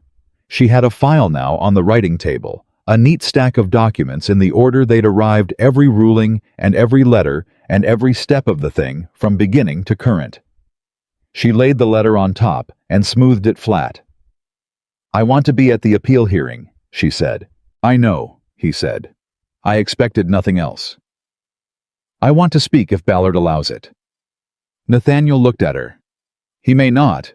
Appeals courts are different." "I know that too," she said. "But I want to try. There are things that belong in the record that weren't said at the first hearing, about what 3 years of not knowing costs a person, about what it costs to be managed out of your own life." She paused. "Not for the ruling is the ruling and Holt will handle it, but for the record, so it's there." Nathaniel was quiet for a moment. Then he said, I'll ask Holt if there's a mechanism. Thank you, she said. He didn't say don't thank me this time. He just nodded. And that was different, and she noticed that it was different, and she filed it away in the part of herself that was building a picture of this man in the slow and careful way of someone who has learned not to rush that work. The twist came from a direction Charlotte had not accounted for. It came on a Wednesday 2 weeks before the appeal hearing in the form of a visitor she did not expect. Mrs. Ballard, the judge's wife who had received Miss Fenwick's information in late July, and whom Charlotte had never met directly, arrived at Ashford Estate in the mid-morning and asked to see Charlotte alone. Charlotte brought her to the morning room. Mrs. Ballard was a woman of about 60, compact and direct, with the kind of face that had settled comfortably into its age because the person wearing it had never spent much time worrying about what it looked like. She sat down and refused tea, and said without preamble, "I have something to tell you that my husband cannot tell you because it would be improper for him to do so, and that I am telling you because it concerns you directly and you deserve to know it." Charlotte looked at her. Margaret Whitmore, Mrs. Ballard said, has been in correspondence with 2 members of the appeals court panel. The room went very still. Correspondence, Charlotte said. Social correspondence, Mrs. Ballard said. Nothing that can be proven to be improper. She has been very careful. She attended the Richmond Assembly in August. She has friends of long standing there. 2 of the 3 judges assigned to the appeals panel have been guests at events she attended in the past month. Charlotte sat with that. Your husband should know this, Mrs. Ballard said. Your solicitor should know this. There are procedures for challenging a panel's composition if there is a conflict of interest. I cannot tell you how to proceed, that is a matter for lawyers. But I can tell you that my husband would want you to know, because he is a fair man, and fair men are troubled by the obstruction of fairness, even when they can't say so directly. Charlotte looked at the table. Her hands were flat on it. She made herself breathe in and out steadily the way she'd learned. How do you know this? She asked. Because I am also a woman who has lived in Virginia society for 30 years, Mrs. Ballard said. And I know who is talking to whom and what it means when certain people go out of their way to be socially visible in certain rooms in the weeks before a legal proceeding. She paused. I have been watching Margaret Whitmore for 3 years. I didn't know what she was until I heard what she'd done, but I recognized the method. Charlotte looked at her. Thank you, Charlotte said, for coming here, for telling me. Mrs. Ballard stood. Don't thank me, she said, in a way that was entirely different from when Nathaniel said it, more practical, less personal. The voice of a woman who has decided that certain things simply need to be done. Just do something about it. She left. Charlotte sat in the morning room for 30 seconds. Then she went to find Nathaniel. He was in the study, and she told him in the direct, sequential way she'd told everything important, starting with Mrs. Ballard's arrival, moving through what had been said, ending with the specific detail of the 2 panel members and the Richmond Assembly.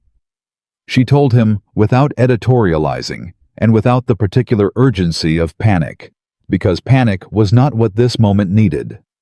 What this moment needed was the same thing every moment since the Blue Room had needed: clear sight and the willingness to act on what it showed. Nathaniel listened without interrupting. When she finished, he said, I need to send for Holt today. I know, she said, and we need to file a challenge to the panel's composition before the hearing date. Yes. If the challenge is upheld, the hearing gets delayed. It could be another 2-3 months. Charlotte looked at him. I know, she said. I'm not interested in a fast resolution that isn't a true one. I'm interested in the true one however long it takes. He held her gaze for a moment. I'll write to Holt now, he said. While you do, Charlotte said, I'm going to write a letter. He raised an eyebrow. To the families on the eastern parcel, she said. To tell them what's happening and that the tenancy agreements are not affected by the appeal. That's already filed separately, not contingent on the trust ruling. She paused. They should know they're secure, regardless of what happens next. Nathaniel looked at her for a beat longer than necessary. "All right," he said. They worked in parallel for the next 2 hours. Him at his desk, her at the writing table, with the stack of documents beside her. Both of them doing what needed to be done in the quiet, efficient way of people who have figured out how to occupy the same space without requiring the other to be different than they are. Cora brought coffee at some point. The house made its sounds around them. Charlotte finished her letters and sealed them and gave them to Mrs. Webb for delivery. Then she came back to the study doorway and looked at Nathaniel, who was still writing. "Can I ask you something?" she said. He looked up. "When you agreed to the marriage," she said, "what did you actually want from it? You told me what you didn't want.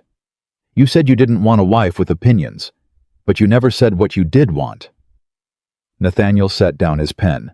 He was quiet for a moment, and it was not the silence of a man avoiding the question, but of a man who was considering how to answer it accurately. "I wanted," he said, "to stop running an estate that felt like it existed for its own sake.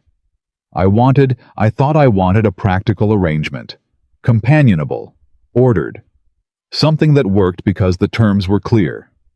He paused. "And then I stood in that church and watched you answer every question in a voice that was doing something very different from what your face was doing, and I understood that what I had arranged was not what I thought it was." Charlotte held that. "Were you angry?" she asked. "Not at you," he said. "At Margaret." "Yes," he said. "And at myself, for not looking harder before I agreed, for taking the arrangement at its face value without questioning who was managing the face." He paused. "I'm a thorough man. I wasn't thorough enough." "You were thorough enough after," Charlotte said. "That's not the same thing." "No," she agreed. "But it's not nothing either."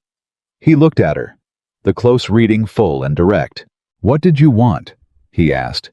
"Before all of this, before the letter, before the hearing. What did Charlotte Whitmore want when there was no possibility of any of this being possible?" Charlotte thought about it.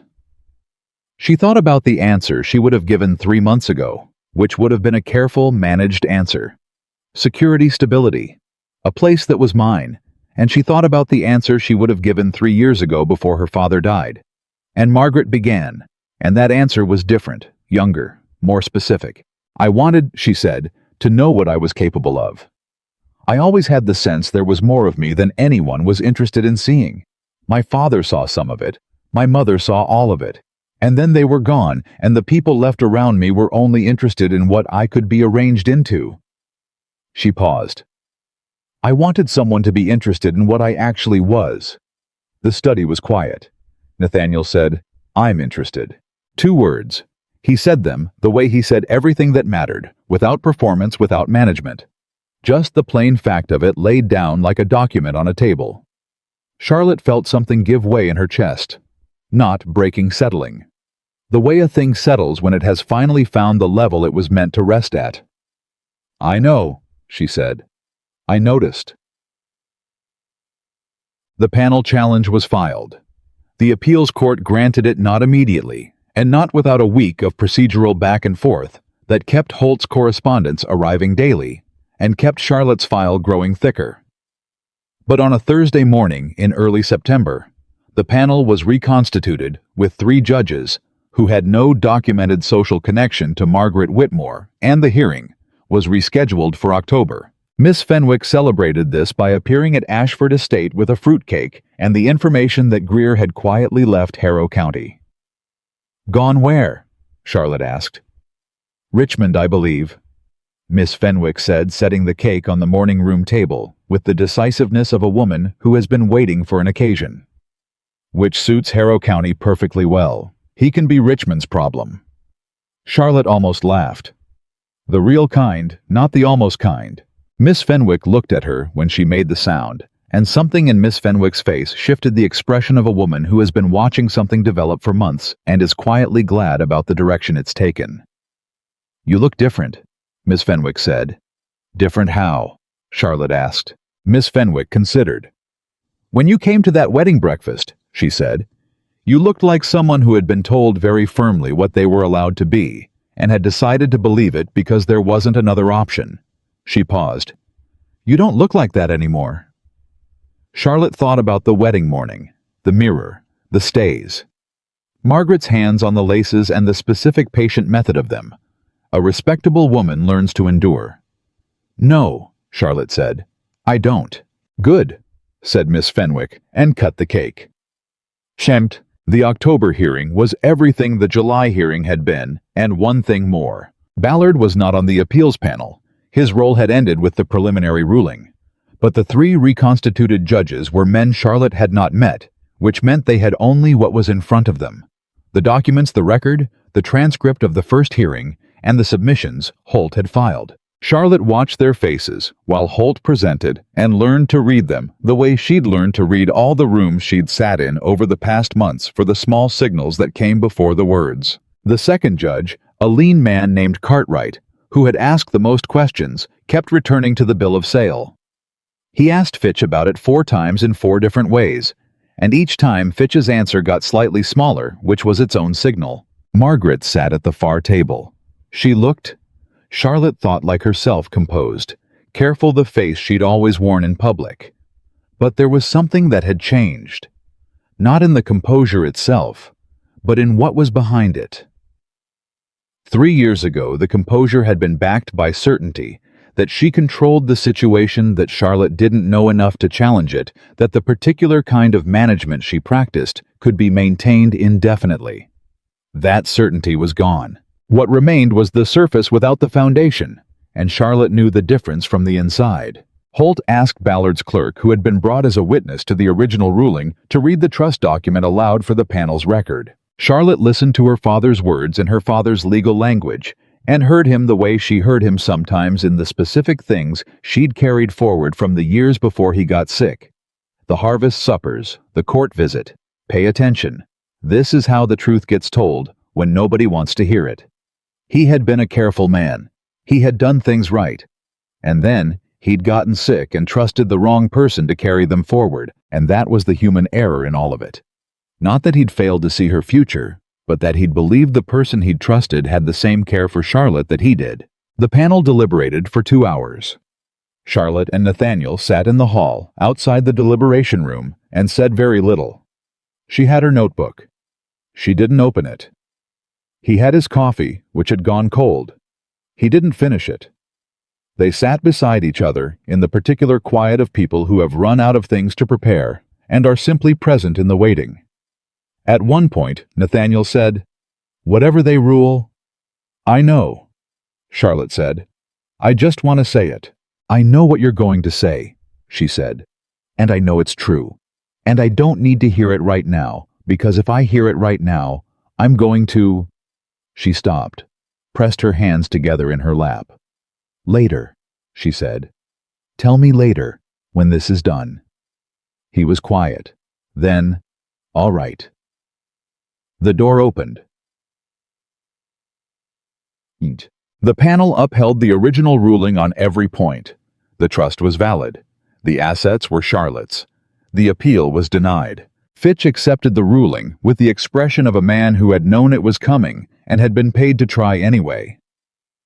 Margaret stood and was still for a moment in the particular way of a woman rearranging herself around a new reality.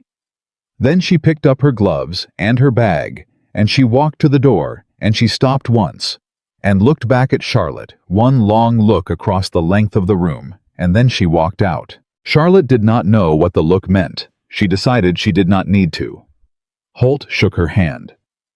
Cartwright, the second judge, passed Charlotte in the hallway on his way out, and said without stopping, "Your father's trust was well constructed, Mrs. Ashford." Which was almost exactly what Ballard had said, and Charlotte thought her father had left a clear record, and clear records mattered, and that was a thing she intended to remember. Nathaniel was beside her on the courthouse steps. The same October light that was different from July's light in the way of a season that has begun to mean what it says. "All right," he said. "All right," she agreed. "You said later," he said. She looked at him. "I said I'd tell you later," he said. "When it was done." "Yes," she said. "It's done," he said. Charlotte held that for a moment. "Tell me," she said. "Whatever they ruled," he said, "this was never about the land or the money for me, not from the first evening in that parlor. I came into this marriage expecting I don't know exactly what I expected. Something orderly, something clear. And instead, I got a woman who told me the truth when she didn't have to, who held on to what mattered under a great deal of pressure, who wrote letters to tenant families to tell them they were secure before her own situation was resolved." He paused. "I got something I didn't know I was looking for, and I reckon I'm not inclined to let go of it." Charlotte looked at him in the October light, this man who was thorough and fair and not easy, who noticed things and did not perform his noticing, who had stood beside her and behind her, and at the right distance at every moment for the past 3 months, because he had understood from the beginning that the difference between standing beside someone and standing over them is the only difference that matters. She thought about the parlor the first evening, the glass of water on the windowsill, the question he'd asked, "Are you going to tell me you're fine again?" and the way she'd answered it for the first time in 3 years with the truth. She thought about the garden, the rose along the south wall. It just needs someone to pay attention to it. She thought about her mother's letter. No one who came after has the authority to take that from you. "Nathaniel," she said. He looked at her. "I choose this," she said. "Not because I have to. Not because it's the arrangement, and the arrangement is what I have. Because I am standing here with the full knowledge of what I'm entitled to, and what I'm capable of, and who I am, and I am choosing you." She held his gaze. "I want you to know the difference." The October light fell on the courthouse steps without preference. Nathaniel Ashford. Thorough fare, not easy. The man who had sent 4 letters in one night, and asked the right question in a parlor, and given her back the water glass, and let her fight her own fight, looked at the woman in front of him and said simply, "I know the difference." And then, because some things are better done than said, he offered her his arm. Charlotte took it. Not because she needed the support. She was steadier than she had ever been, rooted in a way that 3 years of managed silence had tried to prevent and had only deferred. She took his arm because she wanted to, because choosing was the point. Because the woman who had stood at the mirror on a July morning, unable to breathe, carrying a secret in her mother's wedding dress and a letter against her skin like a second heartbeat, had become a woman who knew exactly what she was worth, and had stood in a courtroom twice and said so, and was now standing in October light with the full weight of herself intact, making a choice that was hers to make. She took his arm, and they walked down the steps together. Behind them, Harrow County went about its business, the road, the horses, the voices of people who had watched all of it unfold and would talk about it for years. The Whitmore girl, they would say, who came into that marriage with nothing and turned out to have everything all along. They would say it the way people say things that are partly true and miss the most important part, because what Charlotte had come into the marriage with was not nothing. She had come with her mother's letter and her father's careful record and 24 years of paying attention, and the specific stubborn refusal to stop being herself, even when every pressure around her was designed to make that impossible. She had come with all of it. She had simply finally been given the room to say so. The road stretched out ahead of them in the autumn morning, all the way back to the estate with its garden that was growing in the right direction. Now its 12 family agreements filed in Holt's office, its blue room with a writing table that had become a place where things were set down and kept and built on. Charlotte walked forward, not away from anything, toward everything she had chosen. That was the difference. That was hers.